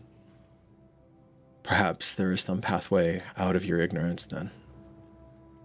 Give us the Cohen. Expel them from your city, and we will ally with you. That is not negotiable. Everything. The Kuind are citizens of Geramentum. Everything is negotiable. Not to Lord Titus. And are you Lord Titus? Is that the apparition I see before me? If so, he shrunk. I have been charged to speak with his voice as a vestige of Vorn. And his intellect? His sentiments? Are you not allowed to shape that voice? Are you just a mouthpiece? A puppet? I have been tasked with honoring his words. What are these cooing to you, boy? To me, nothing. Precisely. Except it is because of them that Geramentum has flourished. You're The blending of cultures, the Kithki, the Kuind. We have become stronger together than we could ever be apart. No. It's precisely the opposite. You become contaminated, fractured. You don't even know who you are anymore. There are strengths that we can give each other. They have techne, unlike anything else. Then seize it. I will even give you the technique of melting down the heart's blood so that you can transfer the essence of their skills and talents, memories even. How do you think Sanea speaks your tongue perfectly? Do you think that came from her or from a scroll? She mentioned that it was taken. Indeed. And hopefully with pride. Do you understand the magnitude of what I'm offering you, boy? I'll give that to you. That's mine. I'm exalted. I can do that. Pedro won't like it, which makes it even more fun. These gifts, they are much better given than taken. Something is lost. Disappointing. Your ways are yours. We would not seek to change them. But within Geramentum, all cultures, all religions are respected. There is a voice for everyone. That is what they fear the most. It is our strength in our diversity. It is the only place that is worthy for me to call home. Something I never thought I would have, as you can see. Something that was founded less than a century ago, and that will be dust in the wind a century hence. That's your home. That's what you're putting your stock in. There are forces at work binding these people together, mundane and divine. The rivers of mana flow through that land. Your own construct of Talik was born. Tezcatli's avatar was born from Aurelia's field. Lies. Lies are not possible here. Lies. Show me. I have not seen it myself. Of course not, because it didn't happen. That couldn't have happened. The Dread Mother would always, always have chosen, even in our reduced state, or perhaps in chaotal, she would have chosen us. She would not have her construct spawned in a foreign, in an alien soil. I have images of. I've met Nalishli. Yeah. So like you fought in dire combat with her before. I will conjure that image. I will show him the fight. He follows it for a bit, and there's like a rapidity of exchange. This would just be impossible in the world of muscle and blood. This is pure thought back and forth. Very well. I concede that you were a brother in arms with her. That's not the issue. She was born in Geramentum. Akala was born in Geramentum. No, she was born in the waves. That's right. I know that. She blessed our land. Talik's grace is... I am not accountable for Talik's creation. That is the Lord of Rain and Art's affair. If she chooses to squander her magnificent gifts, attempting to uplift barbarians, so be it. It was her choice, because she believes in this dream. And if it is snuffed out, its like will never be seen again. Nor will yours.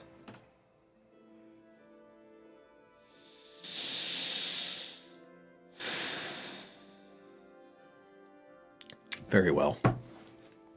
There is a way that I can determine the truth of what you say. I know that you can't lie to me here, but you've been deceived. You've been deceived. You have bled with her? With whom? Maliciously. Indeed.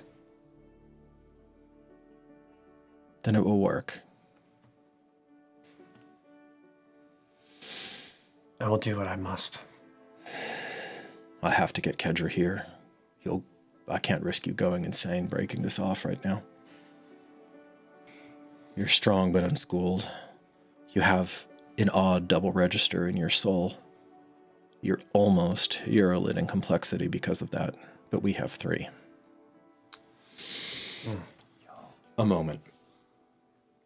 Okay, so as that's happening, Devron. Yes. You're walking with this woman. Why? You have a second name. Devron, did you know that? I've had many names. This one has come all the way from Okatla the Peerless herself. It was the name that she took when she ascended, when she rescued us from this ruin, literal ruin that we're walking through now. And she changed the cycle, you mean, as well? You speak with such scorn in your heart. It's understanding. You have to understand, then, that thing that you just that exploded out less than a torch, that's what came here. That's what came here.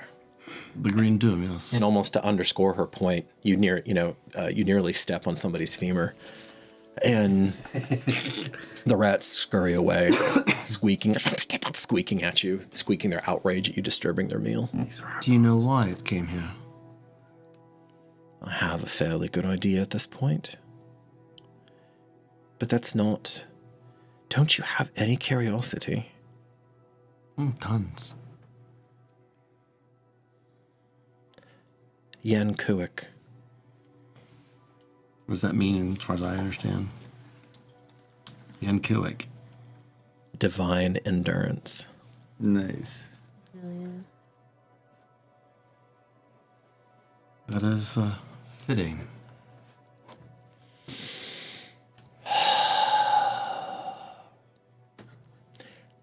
Your first impression of me should not be of my discipline slipping. But I am afraid I must say, I am deadly disappointed in your sister.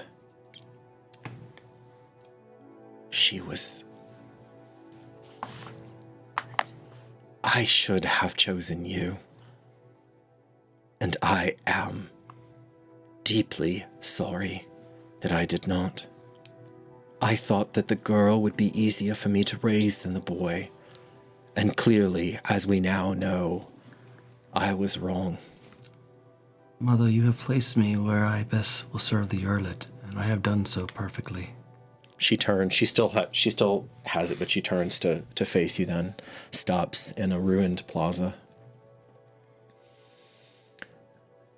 The choice was wise. It is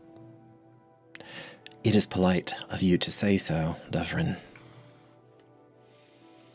But she was weak.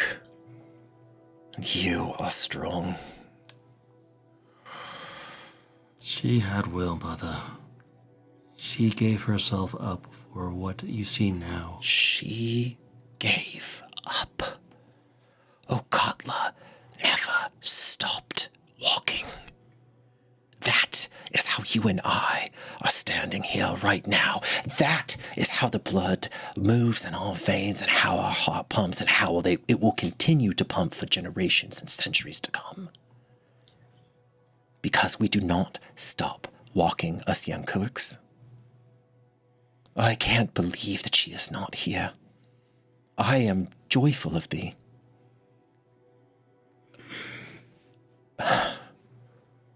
She was supposed to be our next exalted. She chose otherwise. She chose to sacrifice herself. She chose poorly. That is your opinion. Here, Mother. That is appropriate to our kind. He hands her. Okay. Okay. About goddamn time. Nice. Okay. So this is. She studies this for a while. Our kind can do better. It can ascend. Our tribe, the Earlet, can ascend. The cycle must be what it should be. I can help bring that forth. She smiles. Allow the range to secure the Earlet tribe, and it will secure your power, my assistance. Power is not my primary aim. The older I get, I find its clarity. You chose to conceive with a Kuend, one that you normally would absorb in your Cutlass culture. I did. Instead, you brought forth life, Tolek's domain, not Tezcatli's. The Dread Mother is the patron goddess of Aski Teodul, Devron, you know this. And it was she who came to me in a vision and told me that no matter what man I chose amongst our own people, it would not suffice. Only by going outside to the enemy, however perverse this may seem, only by going outside and mingling those two rivers was I able to create something stronger than either. And thus you just defined it, Geramentum.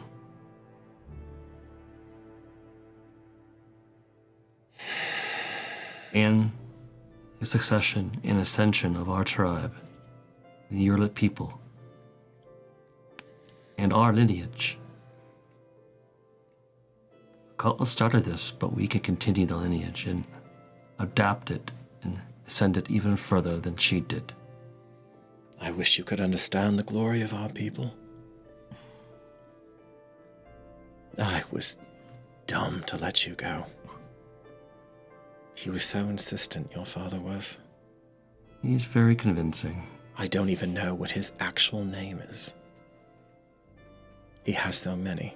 That is true. I don't know if I know it myself. None of them. She looks around. I will tell you something from my secret heart, Devron, to prove that I am in earnest.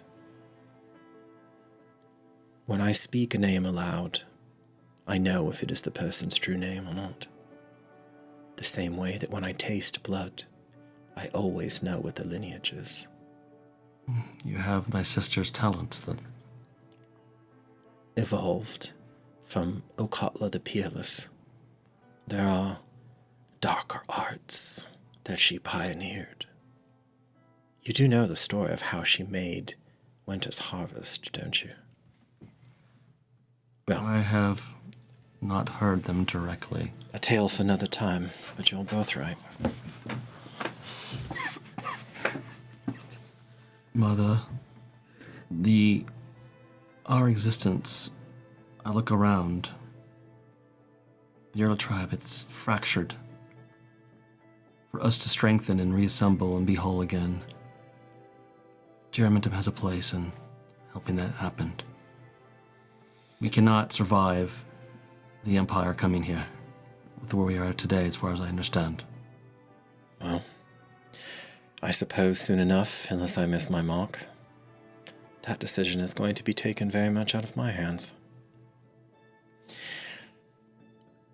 Marcus.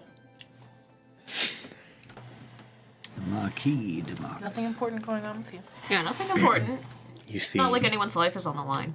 No big deal. you see a shivering Adrian come into the courtyard.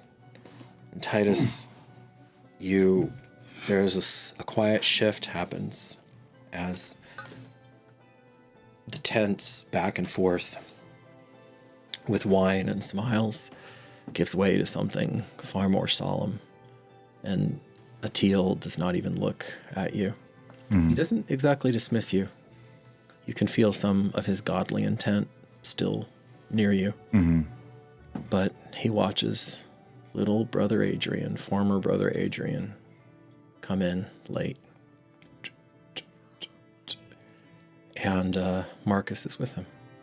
And you come to the spot, because of course you do. You come to the spot where Lakala summoned life, wove Talak with Tawaya together, and where your own sister had her grace restored.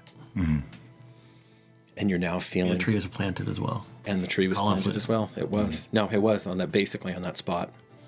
So now every time some people are going to have to, they're not going to be able to do a straight line once that tree is up, because it's right on the line from the gate to the keep door. Hi, guys.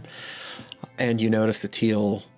You would notice the teal walks to that, and you definitely, Marcus would, walks to that spot and then pointedly walks around it. It's not much. Yeah. It's only about that. It's only about that much, you know, just like like a pole or something. Yeah, I love that. Well, well, well, my pretty little priest. With respect to your sublime majesty, I'm no longer a priest. I'm just an Adrian. Oh, you're so much more than that. Adrian. And oh, of course, emissary, just on time. Wonderful, wonderful. So good to see you again. Always. So, Cups. And then he's going to give a cup of wine and a cup of that, and he's going to pour it in for Adrian. And then he's holding the vial and just kind of like... He's not a priest anymore. Adrian's hand is shaking. And Atil comes to him, and in a grotesque parody of a concerned lover, takes his hand gently, steadies it, and leans over in a faux whisper. Soon enough. Enough of that. Get off. We'll seal that with a kiss. Get off. And he lets him go. Like a wayward child off. Yeah. Be gone. Be gone. I'm waiting. Well, can I make my last roll as we were walking on up here? What are you thinking of? I'm thinking that Twine Souls are the centerpiece of what we're talking about here today. I believe that they're so rare and so specific that I don't believe he could share a soul with someone else. He would just fill it and take it over and subsume it. Okay. Okay, so that's the angle you're coming at from. Make your insight roll. Come on. No Come on. whammies. Come on. We got. Could Adrian and I have talked about this on the way and got an advantage out of it? That sounds. Yes. Yes. Sounds reasonable. Sounds reasonable. Okay, 9 on the first one, which brings it up to 19. Okay. Okay. And then, woof. Well, it's still the same thing, so.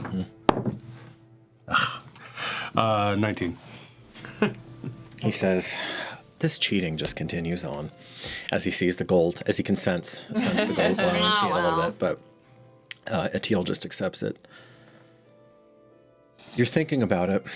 You're certain that you are correct in the value of Adrian's soul, like the uniqueness of it, and and the fact that he's beautiful, the fact that he's young, the fact that he's very well educated and has all these different perspectives. Right. But beyond all that, he can walk in any room. it's a twined. Yeah. He can walk in any room, and it's a twined soul, though. But too late, you think that you were looking in an entirely too specific of a direction, and that Atiel is playing. He is Like 4D chess. He is adhering to the letter of what he said, and no more, and no less. And in that, because you are in this holy space and kind of in this heightened state, the last thing I'll say on that, Randy, is there is some law with a capital L that absolutely binds him. And he is stepping just as carefully as you are in some ways. But he wants what he wants. You also see Razad Jr. Right. There. And compartmentalized. Okay, right. So I'm not even gonna. So she's shrieking in the background. She's chittering in the background. I'm not gonna assail you, the player, on this. Okay. I'll relay that to. Okay, you whisper it to Adrian. Specifically, it's your soul, your experience. It's something that he wants from you, specifically. Right, because there's other twine souls out there. Okay. Enough of this. What were we talking about again? Didn't you say something along the lines of how you love... starting to remember. So we've been... Oh, flattery will get you everywhere, Tidy. I know. First... What were the words that you had to say for the bet that you made with Adrian? I'll hear it. That it was a love that I had never been able to overcome. A love that you were never able to overcome. I have my... That reminds me of something that you were saying earlier. I have my first guess. I think it's a good one. I think Agrippa's instincts are right, and I hope that you're not a liar. I never lie. Except when you do. I recontextualize. Oh, sure. But sure. I never lie. Shaper. Matter of perspective. He looks at you. I think... No. You have to say it with feeling. All right, then. You have never conquered the love of yourself, Atiel. Well, you're almost right. Me being in this monkey suit, though, it's a little beneath me, but, So, try again. Why do you have the Rashad walk around like a little child? This isn't the Rashad. He covers her ears. No, because it's like, is my it's little really daughter. funny. You It's are like you want to be a so human. adorable. It's like you want to be a human. It's so stupid. If you want to, we can take a little stroll after. No. I'm good. But It's just funny to look at. I have the green hair. Second guess. It's almost Time's wasting. like he wants.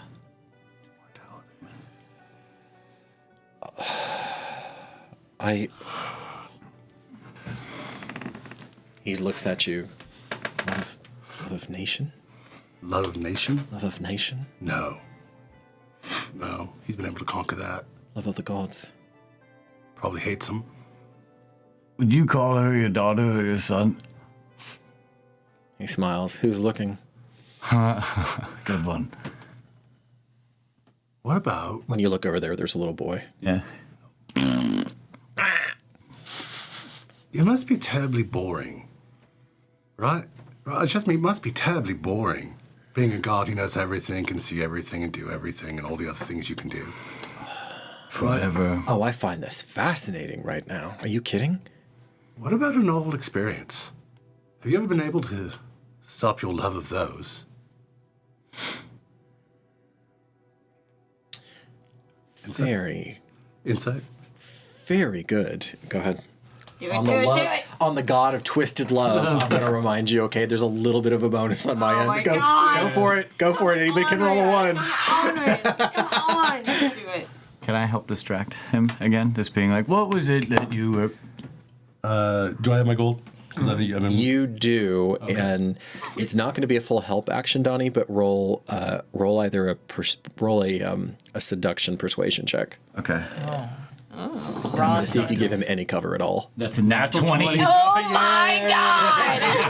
Oh my god! +7. He was seductive for that. God, I don't. Must be the Rashad. Okay. Titus is actually Flipping his hair. playing it very drunk, but not drunk. You look over. I'll get to you in just a second, Ready? You look over there, and for a second, your heart aches because he does have her hair. It's a different shade. Oh, yeah. It's a different context. It makes absolutely no sense, and it doesn't matter because the heart is what the heart is. And Atil looks over at you like mid. You really fucking love her. Guilty. Go swing. You know she's going to be the one to hack you up in the end. What a great story. She would hack me up, and I'd say I'm thank you. sorry, you were saying, emissary?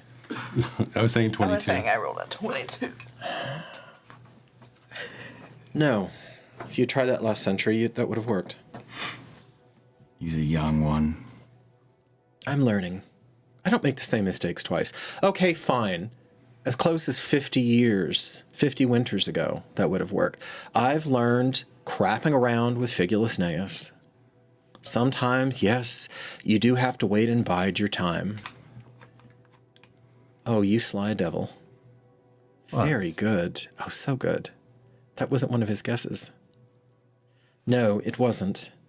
And since you just said, but maybe I'm not lying, or maybe I am. No, I don't think you are, my lord. I think I'm going to say you've never conquered an emissary's love of his god. That's a good answer. You know, I almost want to give that to you on a technicality. Indeed, so. It's in your problem. It's in your problem. Yeah, that's pretty good. I say do it. But no, because he is still alive, and so you can't say that in the past tense. But at the time that you made the wager, Your Majesty, wasn't that the state of play? Had you not conquered the emissary's love? Time is a river. It's kind of a full circle, and I cannot be Monologuing constrained. again. I can't be constrained. Okay. Another one. He says, "No. Give me your final answer."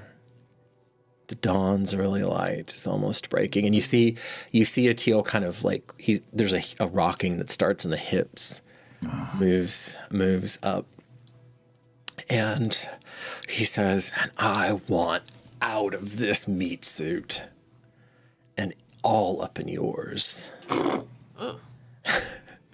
Hot? No. Okay. He looks at you. Adrian does. Novel experiences ain't it. I still strongly believe it has something to do with you personally and your twined soul. Something that has happened within the last 50 years. You're a historian. What has happened in the last 50 years of noteworthy? A lot. I mean. Atil says, "Fine. I'll give you a hint. Get off, individuals. That's not what I'm looking at. What do they want to know? Big picture, big picture. I still hope you lose, for the record, but I feel You just love everybody, don't you? bad. Yeah. You just love all of them. Maybe. Yeah, maybe. Because... But get off individuals. But they keep going and dying. And you don't. No.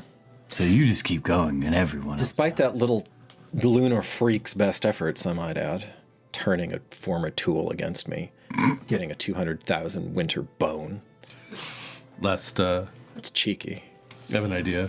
Okay, you gotta get, you have to give me the kernel of the idea. Kernel of the idea here. I have a kernel of an idea and I'm conveying it to be drunk. Maybe. I see where you're going with that. Yeah. There are two trains of thought that I'm thinking here. If we're having to go off of individual, it's not just about his twine love, but twine loved in general. And while he may be the most accessible person right now that a tool can get There to, have been other twine souls in history. this Sure. is the one most accessible person with the greatest amount of chance that he has of getting this. Also, I have this thought that it's like he can't get away from humanity. He can't leave humanity. He can't stop. He has to be part of it. All the time that he was like, that's what I'm talking about. He would have left a long time ago. But You think very loudly, emissary.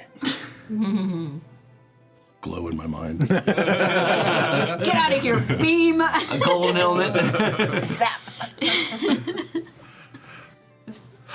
And you actually feel the ring in a much, much less flashy or like obvious way. It just quietly removes your mind from the conversation. And you don't think that a hostile telepath could read you if you didn't want to be read, in the same way that you just cannot be struck with fear. Well, that's irritating. Right. What happened? So You're too cute when you're ignorant for me to break the spell. I do that all the time with green hairs. Yeah. 2 general. I want an Novel answer. experiences aren't. I don't think novel experiences are the thing which makes humanity. With respect, Your Majesty, we all want things. Right. Ladies, any help here? Who are you addressing? Oh, to them. Ladies. Yeah. Ladies? Does that mean we get to play the ladies and get to chime in? You know what? You know what? Interesting. If each of you has a each of you has a thought, I mean, it needs to be like a phrase or something. You can throw it in there. Gosh. I would say belief. Belief. Yes. The love of belief. He's never been able to conquer the love of a belief, like God, like worship belief. I'm thinking about mortality, his love of mortality, and like how he loves people because he needs them to exist. All right, that's more than a phrase. Oh, my bad. You got it. You got it. Ladies.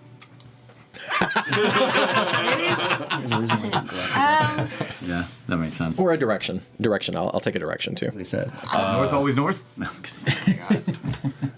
Yeah, I'm mostly thinking of like maybe his his love of being mortal. Like he wants to be mortal now. That's the other one. Okay. Like, or it's like it's a different perspective of like, hey, I don't want to be in this meat suit. I do want to be amongst you. I mean, why would he want Adrian as a meat suit in the first place? You know, when he could just fuck off. Generations of whispers and your mind's ear. People. Humanity. Yes, humanity. That's what I'm leaning toward. Is Yeah. like he is always actually looking for the approval of all of these that are below him. He wants to be loved by everyone. His ultimate aim is to exist here in the world of muscle and blood with everyone, their free will removed, but loving him. Gonna push the others aside, and I'm gonna focus in on that one right there. Yep. Okay, go ahead.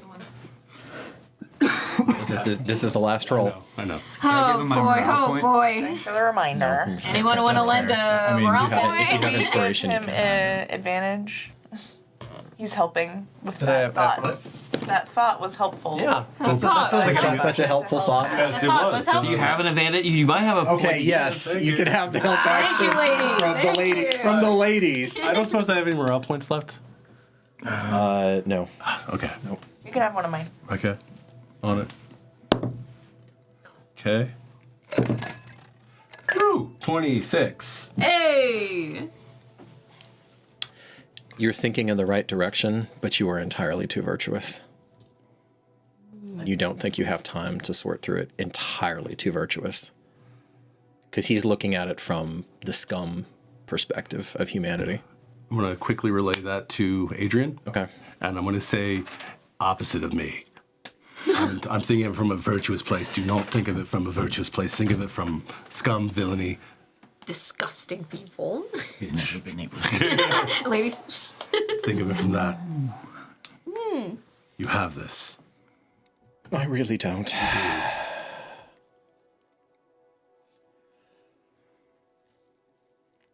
Your Majesty, these are your last free words. Shut it. Let him make his choice. Yeah, you can shut up once.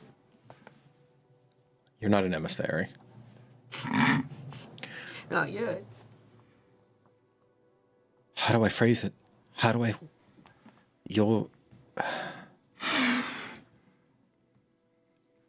You've never been able to overcome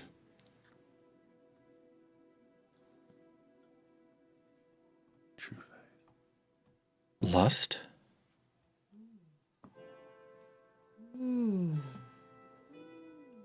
For I don't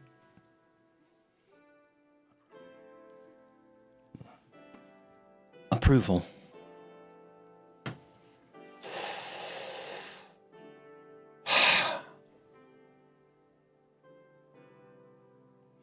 Remarkable.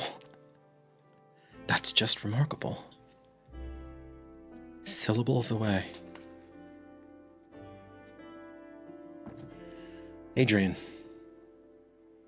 I'm sorry I've toyed with you. Let me give you a final choice. Do you want to remember?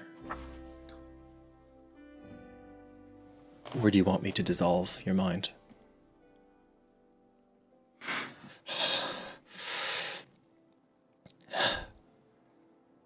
Cogito ergo sum. Let me keep my memories then. Oh, that's a very hard path. I know. But maybe I'll change your mind from the inside out. I doubt that very much.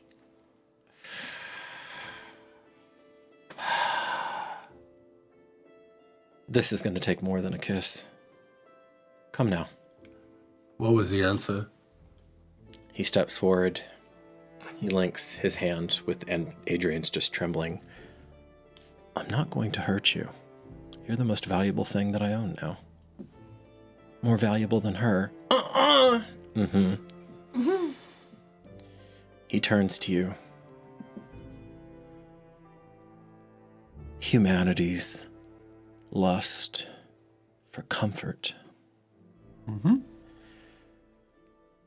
And that, friends, is where we will pause the tale. Damn it. And we will finish the Earlet situation. The vote. Oh, the vote. The vote. Oh, no.